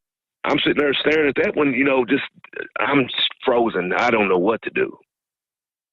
All of a sudden, another one comes from behind the tree, and they're both females. And the reason I know they were females is because, they had breasts. They were hairy, but you could tell what they were. And I'm sitting here and I'm looking at the two big ones. I'm looking at the baby, and the other one that stepped out from behind the tree must have been its mother, and she was every bit of 8 foot tall, and she wasn't big. She wasn't like the Patty type, I guess they would call it. She was more slender, and she looks at me and she growls and yells. I mean, loud, extremely loud. So I get scared and I run back and I get on my motorcycle and I haul ass. Well, that same night, I'm at home and, I'm feeling weirded out about this. And, it was kind of hard to collect my thoughts on what I had just seen. The next day, I'm supposed to get up and go to work. And for some reason, I ended up getting sick. And I was sick for like 3 or 4 days straight. And it was not like a flu sickness. It was more of I felt like I had a hangover and like I'd been punched in my head a few times. Yeah, kind of like you've been poisoned. Yeah, like I'd been poisoned. And I don't know if that's what they call the infrasound, whatever that was. I ended up taking the next couple of weeks off of work, and because I didn't know what had happened. And during this 2-week period, I ended up I talked to my grandfather. He's the only person that I had told about it at this time, and he believed me. And he told me, you gotta, because I told him I was scared about it. He was like, you have to face your fears. And, I'm sitting there thinking maybe, did I have a mental breakdown out there and really didn't see this stuff? So I'll go back out there probably about 3 weeks to a month later. Well, before we go into that, because this is where it starts to get really, really fascinating. Not that it isn't already, but talk about what did the creature look like? The one that you walked up on, and then if you would, for the audience, describe the other two that you saw the best you can from what you remember. Okay. Well, the baby that was in the tree, it looked like a chubby kid. It's body wise. It looked like a little chubby kid covered in hair. I'd say it was probably it was maybe about 4 foot tall, 3.5, 4 foot tall. But the face looked it looked more human than it did monkey. It had the nose it had a human nose, but it was a lot wider. Not real big, but a little bit wider. And it was a chocolate color, chocolate brownish color, we'll say. And the first female that stepped out, she was probably, like I was saying, she was probably about 6'6", 6'7". I know she had 5 or 6 inches on me. And she was slender. She was a golden color. I guess you would call it blonde, but it not really blonde to me. It looked more gold than anything. And she looked a lot like a Native American. And I was So go ahead. All three of them had kind of had a human-like appearance from where you it looked very human, but the big one that stepped out, you could tell she had a little bit of an animal in her. And when you say that, what do you mean? Maybe I'm saying that because of the way she growled at me and screamed, but she looked more. She had more of the chimp look to her. But the first one that stepped out, she was beautiful. I mean, not saying her face wise, is just her standing there. It's something I had never seen before. I mean, this story is. I know this is hard to believe, and I know everybody out there is going to think I'm crazy, but it's the God's honest truth. Yeah, no, I'm fascinated by it. And so all three of them looked more human-like, except for the oldest one looked more, kind of had an animal look. Is that what you're saying? Yes, had an animal look. And the golden one, the first one that stepped out, I mean, she was slender, but she had muscles. But she had the smaller waist, and she had hips on her. You could tell she was younger, and you could tell she was in her youth, maybe going through, I guess, what we would have as puberty. Yeah, and then the older one, obviously, you could tell it was an older one.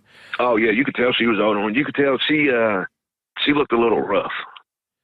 And let me ask you, what's going through your mind at this point? You leave, you go home, and I can hear it in your voice when you and I talked the other night, and I completely get it.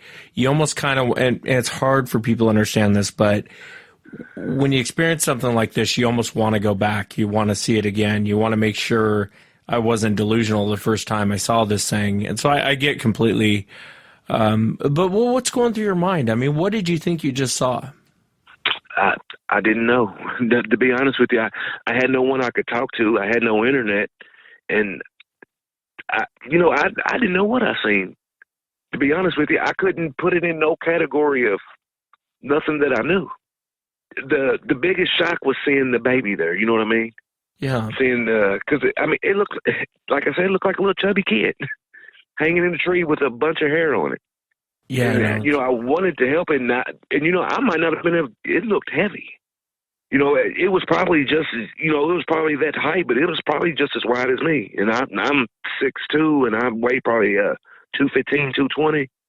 And when I got home that night, I didn't know what to think. I still was kind of confused. Even after I found out what they were, I was still confused on it because when I seen that, the first time I seen that patty type was the first one that I had actually seen, and I'd seen the movie Harry and the Hendersons, but I mean these didn't look nothing like that. They did, but they didn't. And so you go home, and you're obviously this is on your mind. You take some time off work. I want to come back to you being sick, but before we go into that, so what happens next? You decide to go back out there. Yeah. I went back. I go back out there, and I go back out there, and I'm sitting there on the bank, and trying to collect my thoughts and everything, and it still had that eerie feeling, but a peaceful feeling. And I was thinking, I'm sitting there thinking, did I have a mental breakdown in my head? What has happened to me? At the time, I was going through a lot of stress at the time with, as the first time I'd been married, it was my second kid, and I ended up having a kid with another woman, and with my wife, but I didn't grow up with that like that. I grew up in a single, both parents in my home, and I was going through a lot of stress at the time, and I thought maybe I had a mental break. But as I get out there, you want me to tell you how I met the lady? Yeah, if you would. Okay. So I go back out there, and I collect all my thoughts and everything. And as I'm going to leave, I think this was, I went out there a couple more times after that. And it was probably on my second or third time going back out there. I'm going to leave, and there's this old lady that is standing out there by my motorcycle. No, I left something out, Wes. The first time I went out there, when I left, when I walked back to my motorcycle, there were 3 rocks, shiny rocks, sitting on my gas tank. And I still have those to this day. I've made necklaces out of them. Yeah, I remember you telling me that. Yeah. And they were gifts from the Sasquatch. I always refer to them as animals, but so it was on my second or third time going back out there. I'm going to leave, and there's this old lady standing by my motorcycle. And I'm like, oh, man, what?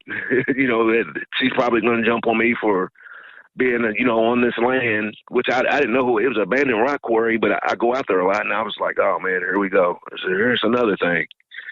As I'm walking back to my motorcycle, she was like, excuse me. And I'm like, oh, my God, I'm about to get it from this old lady. And I walk up to her, and I'm like, hey, how are you doing and everything. We said our greetings to each other, and she's like, I want to thank you for helping the baby Hank out. Did you understand that, Hank? Yeah. That's what she referred to him That's as. what she Haints. called him. Yeah, Haints. Called him Haints. Yeah. And I'm like, what? I'm like, what are you talking about? She was like, you helped the baby Haint out.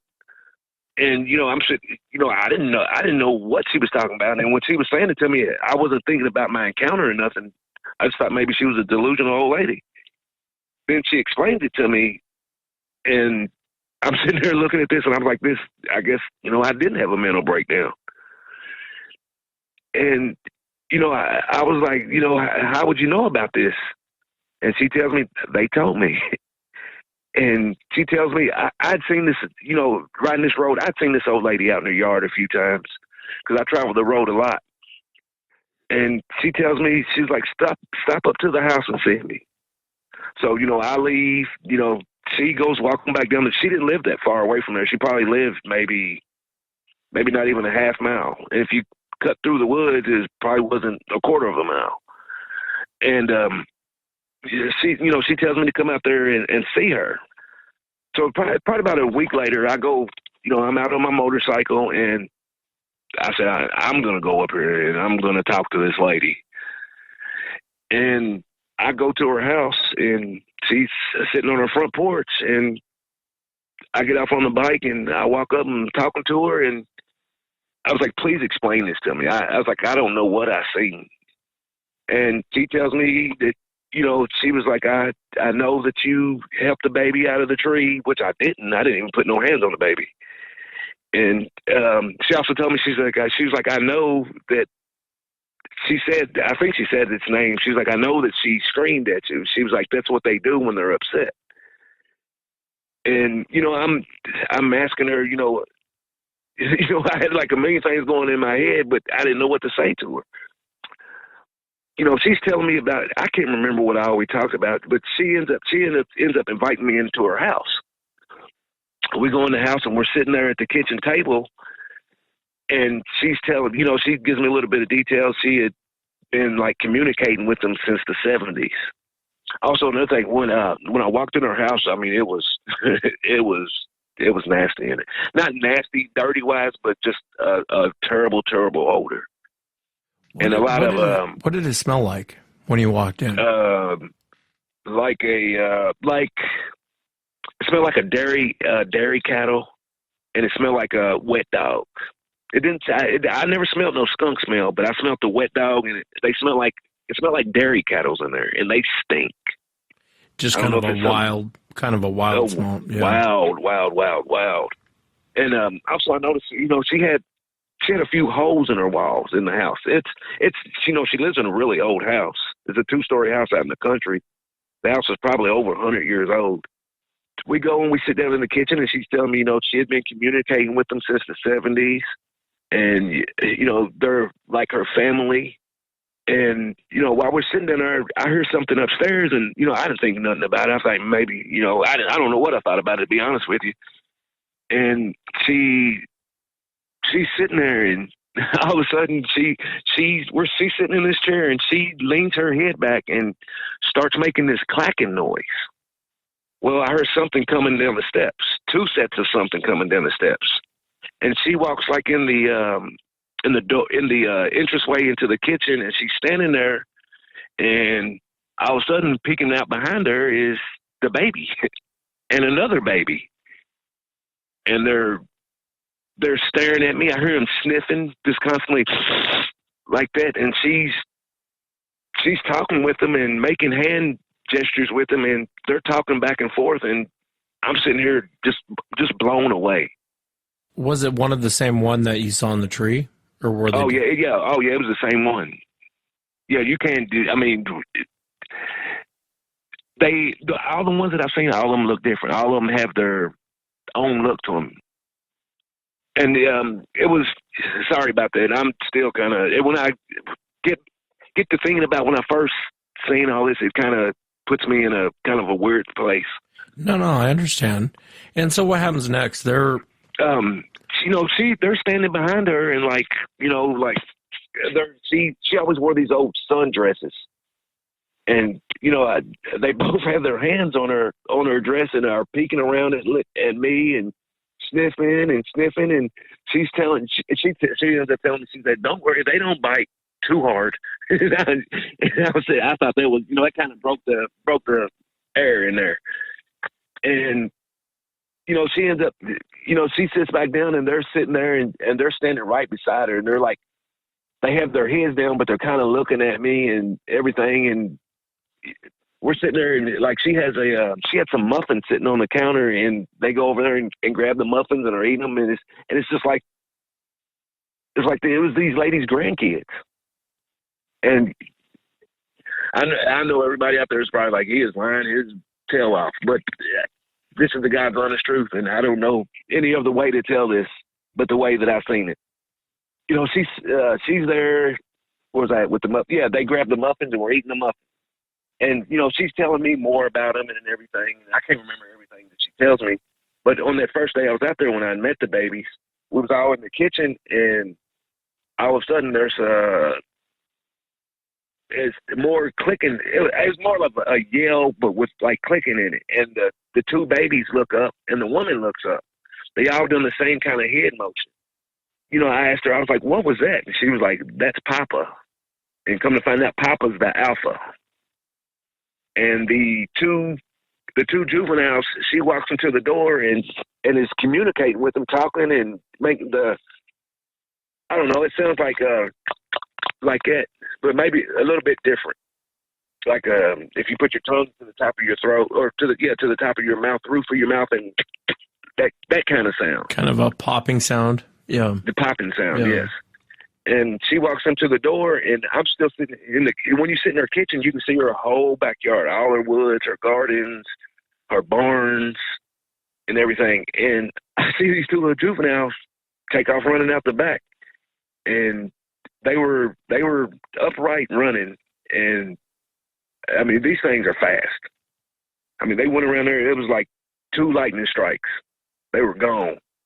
And so what happens next? I know you went back, and we'll get to that, but what was the conversation like? Did you ask her, what the hell are these things? What's going on here? I asked her, I don't know if I put it in that kind of context. What are they? I was like, I asked her, I said, what is going on? And she she told me she's been communicating with them since the 70s. And she tells me that, that they help her out around the farm. She tells me that she keeps the babies every second or third night while the grown-ups hunt. And it's like she almost kind of runs like a little daycare there. And she said that she has rooms up there. And she told me she's been doing this with pretty much everyone that's in the troop. And she says once they get a certain age that, they get too big and they can't come in the house. And when I seen what I seen, I understand why. Like the female, she could get in there, but her head would be through the door, through the roof. And it's interesting because I've heard things like this before in the past. But so do you guys eventually? Does she tell you anymore, or do you eventually just end up leaving? I sat there talking to her, but it was so much that it was so much information and things to take in at once. Because it was like being put on a different planet. It was something that I didn't know. She tells me, like I said, she was telling me that they help her out around the farm. And the second time I went out there, we went in the backyard, and she shows me her garden, and she says, this is my side of the garden, and that's that side of the garden.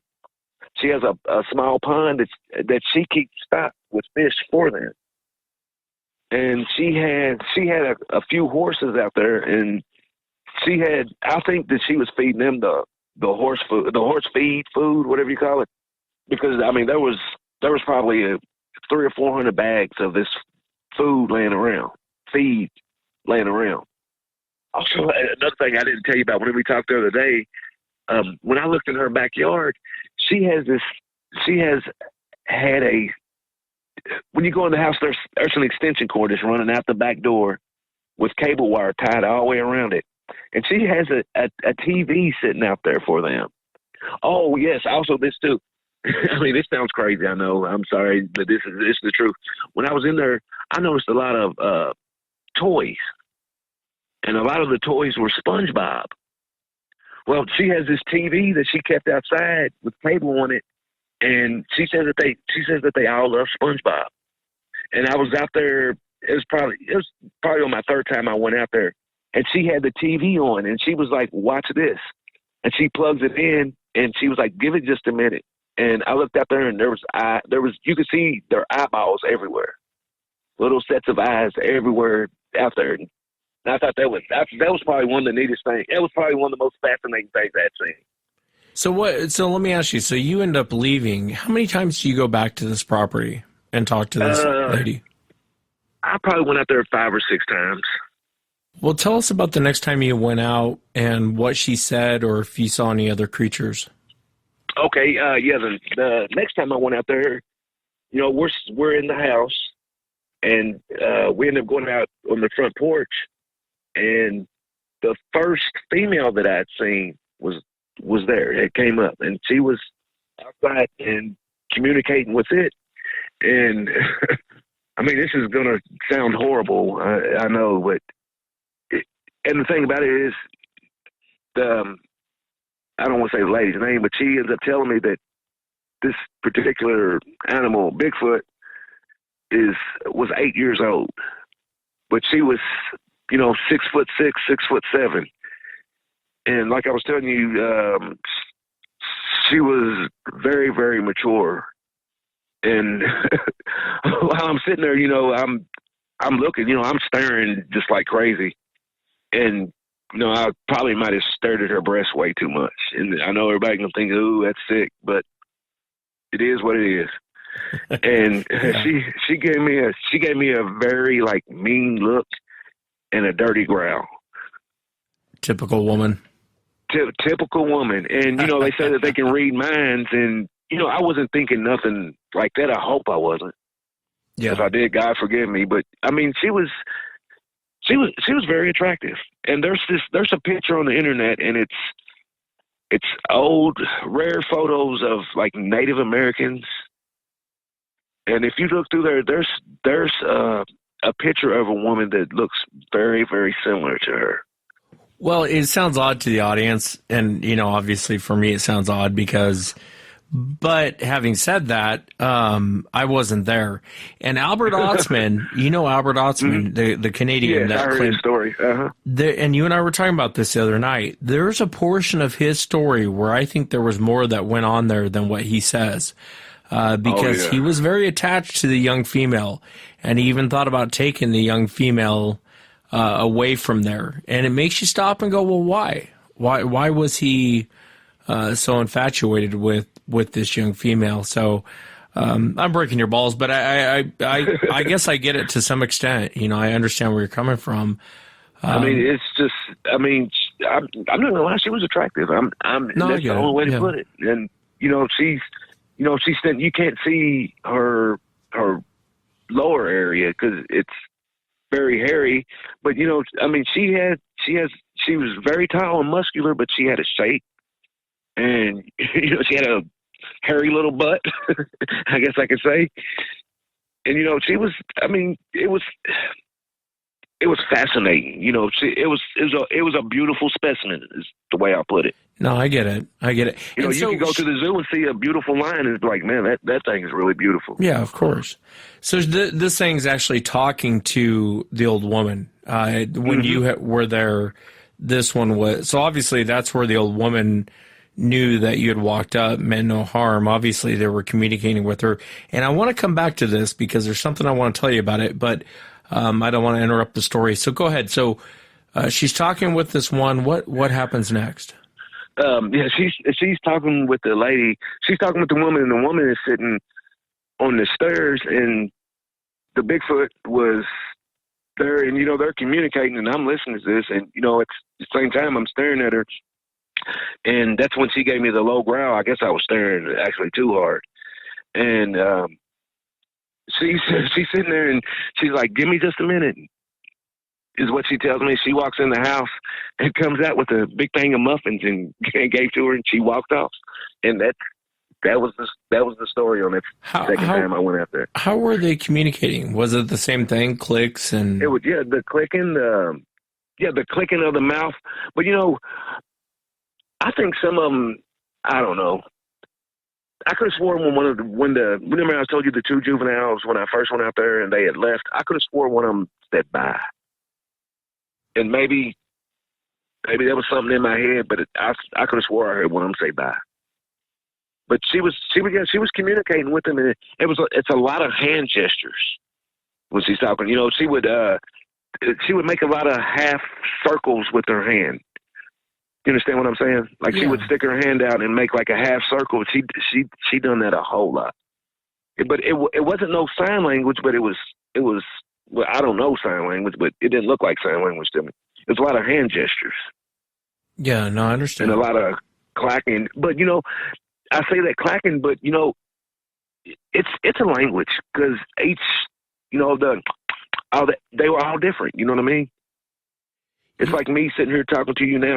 All my words are different. Well, when she was, or if you're a Latino speaking Spanish, you can tell that they're saying different words. Or a Japanese person talking very fast, you can tell that they're saying different words. It was the same thing, and it was very fast. Yeah, no, it's very interesting, and I've heard the clicking and the popping before. And so, do you end up leaving and then coming? I know you went back 5 or 6 times. Is that? Yeah, I went back 5 or 6 times, and on my next time I went out there is when she showed me the garden, and she shows me her she kind of gives me a small tour of the property, but not real far. And she told me, and like where they, I guess their nest or den or whatever you want to call it, she says they stay back there. And when we were out there, I did have that feeling of being watched. And she told me, she's like, they're always there. She's like, they always, she's like, they always watch me, and they know her really good. She's like, they're always there. There's always one or two of them is always there. And she would never, if a burglar went to her house, I would feel so sorry for them. It'd be the worst mistake in the world. And so, tell us about the next time you saw them. Tell us about the next time you actually saw the creatures, or if you did see them again. Tell when you went back out. Okay. On the next time I went out, I seen the juveniles, the babies, a lot, because there's a big. I heard people saying juveniles and all that stuff, but the juveniles are big. The juveniles are bigger than we are. I mean, they're way. Like I was telling you, the female that I seen, she was only 8 years old, and she was 6'6", and every bit of probably 300 pounds. But I mean, all mother. I don't think there's an ounce of fat on them. The next time, like I was saying, I'd seen the juveniles, and I was telling you about this. We were sitting at the kitchen table, and there was the two juveniles. I guess there was only 2 babies there at the time that I was there, because all I'd seen was 2 babies. And there's always the same 2 up there. And they were sitting in the floor, and I was looking at their feet. And I noticed, they have a padding on their foot, but they also have oh man, I don't know how to say it. It's like they have a break in their foot about halfway down. And it's like, it almost looks like their ankles are in the middle of their foot. And I think as they get older, I'm no expert, but I think as they get older, I think maybe they their feet grow into them, or they grow into their feet because they're so big. And it looks like they're, I was looking at the 8-year-old, and, I was looking at her, and, her ankle placement was farther back like ours were. But the juveniles weren't? But the juvenile, it's going to sound weird. The story sounds weird. The story sounds strange. The story sounds unbelievable. But, it looked like their ankle was almost in the middle of their foot. And that's the only way that I can explain that. That's very interesting. And I remember I was out there one time, and the lady was telling me, she said that I've never really seen them do it, but she said the 2 babies, she said they fight a lot, and they fight over toys a lot.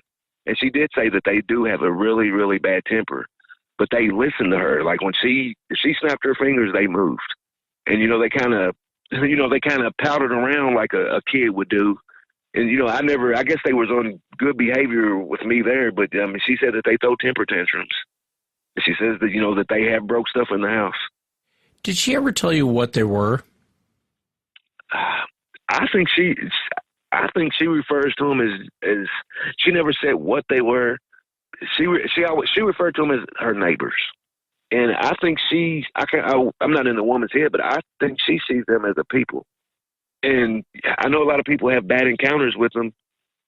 And, you know, I would hate to piss, you know, even the 8-year-old off, because, I mean, she could probably take on 5 men and win. And, where was I at? I got lost in thought. So you were going back to the property. Yeah, going back to the property. Yeah, and the babies. Yes, I was telling you about their feet and everything. It was probably like on my 4th time going back out there. You know, I hadn't gotten really close with this lady, but you know, she talked to me a lot. She liked drinking coffee, and you know, on that 2nd time I was out there, and when she brought the muffins out there, she said they love peanut brittle, and my mother she made the best peanut brittle in the world. So I took a very big thing of peanut brittle out there, and she said they were very happy with it. It was probably on the 4th. I probably went out there maybe 5 or 6 times, and it was either the 4th or 5th time I went out there. I was sitting, and it was later on. It had gotten dark on me, and I always told myself I didn't want to be out there at dark because you know she knows them, I don't. And, you know, I was a little, you know, I ain't gonna lie to you, I was a little scared being out there at night. And she's sitting there, and we're sitting there talking, and I can't remember what our conversation was, but she stops, and she was like, I'll be back. And I'm like, okay. And she's like, Papa's here. And this is the first time I've seen the alpha. And she goes outside, and I look out that window, and Wes, it was a beast out there. What did you see? I mean, he was so big. I swear he was, at his shoulders, he was 5 foot across. He was humongous. And this lady, she's a picture of your typical old lady. She's probably 5'3", 5'4". She was at his waistline, and that's the God's honest truth. The top of her head was at his waistline. And she was out there talking to him. And, you know, I heard a lot of the clacking and everything, and, you know, I'm looking out the window, and Papa, I guess I will call him, looks in at me, and like I look at him, and I get terrified. And I didn't want to go out there no more, but he was massive. I thought the one that yelled at me was big. She had nothing on him. Did he look more human-like, or was he more of... You know, he had it was dark, but it wasn't, you know, there's a, but I guess, you know, I hear him now, the booger lights, what people say, like the lights that, you know, that they have on the barn. And, you know, I can make him out pretty good, like his body features, but he was standing with his back to the light. I couldn't make out, you know, actually, I could make out his facial features, but I couldn't really couldn't describe him in detail to you. But he looked like an old man a little bit in his face, is what I think. His nose was really big, and his mouth was ungodly big. I mean, he had the biggest. That's one thing I remember about him is his mouth was being really, really big.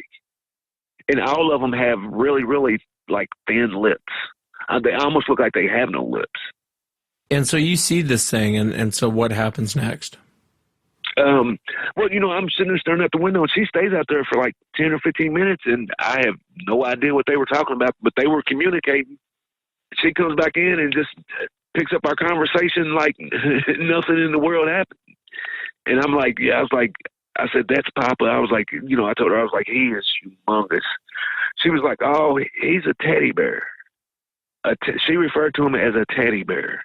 I mean, I'd hate to run in a lighted alley. I would hate to run into that. Yeah.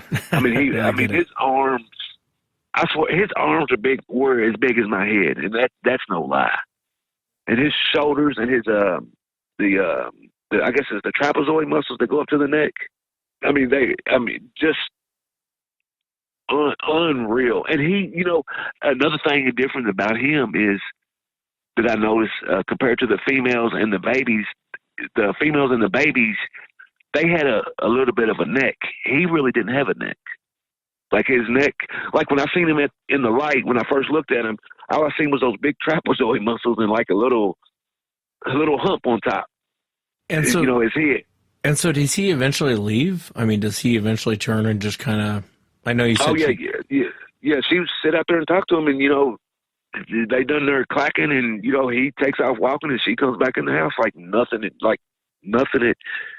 ever happened. But she's been dealing with them since the 70s. Oh, and she also told me that pretty much all of them that's out there, she had not really raised, but she looked after pretty much all of them. She's been looking after the babies since the 70s. And I say more than likely, Papa was probably one of her, one of the babies that was in there at one time. Yeah, it's fascinating. It's really fascinating. And so before you talk about why you never came back, did she tell you any more information about them or anything that stands out to you? Yeah, she said, I remember her telling me about when they go hunting. She said that they go an unbelievable amount of distance and come back all within the same night. She told me that she believes that they were hunting as far as up to the Ohio River. And that's probably from there, as in a straight line, as the crow flies, as everybody says, it's probably 40 or 50 miles. She said she believes that they, go as far as that. And she says that they'll bring her meat. She stocks the pond, and she stocks the pond for them. And I asked her, I said, I remember I asked her, I said, do they have fishing poles? And she's like, no, they get right in the water and catch them. And that's, that's pretty awesome. Because, to catch a fish is really, really, I tried that as a kid. And she said that they were really good swimmers. And she mentioned something about the star people. Tell me about that. Yeah. That was the same night. That was the same night. She told me once the males get I guess to a certain age or something, that they have to leave and go with the star people. And I never, ever knew what that meant. I don't know if it's a UFO thing. I don't know. The story's crazy enough as it is. But going into UFOs even makes it even crazier. No, I hear you. But she tells me that once the males get to a certain age, that they have to go with the star people for a little while. And she never gave me she never, that was pretty much what she told me. And she never gave me no details on what it meant, or she never explained it to me. And again, that was episode 419 with Anthony. Still think about that eyewitness in that show. If you've had an encounter and you'd like to be on the show, shoot me an email. My email address is wes@sasquatchchronicles.com. If you get a chance, check out sasquatchchronicles.com. And I will be back on Saturday as we count down the 10, what are we down to, 5? 5 best of shows. I'll be back on Saturday for the other 5. Thanks so much for listening to the show. I hope you had a great holiday. Hope you spent time with family during Thanksgiving. Until next time, everyone.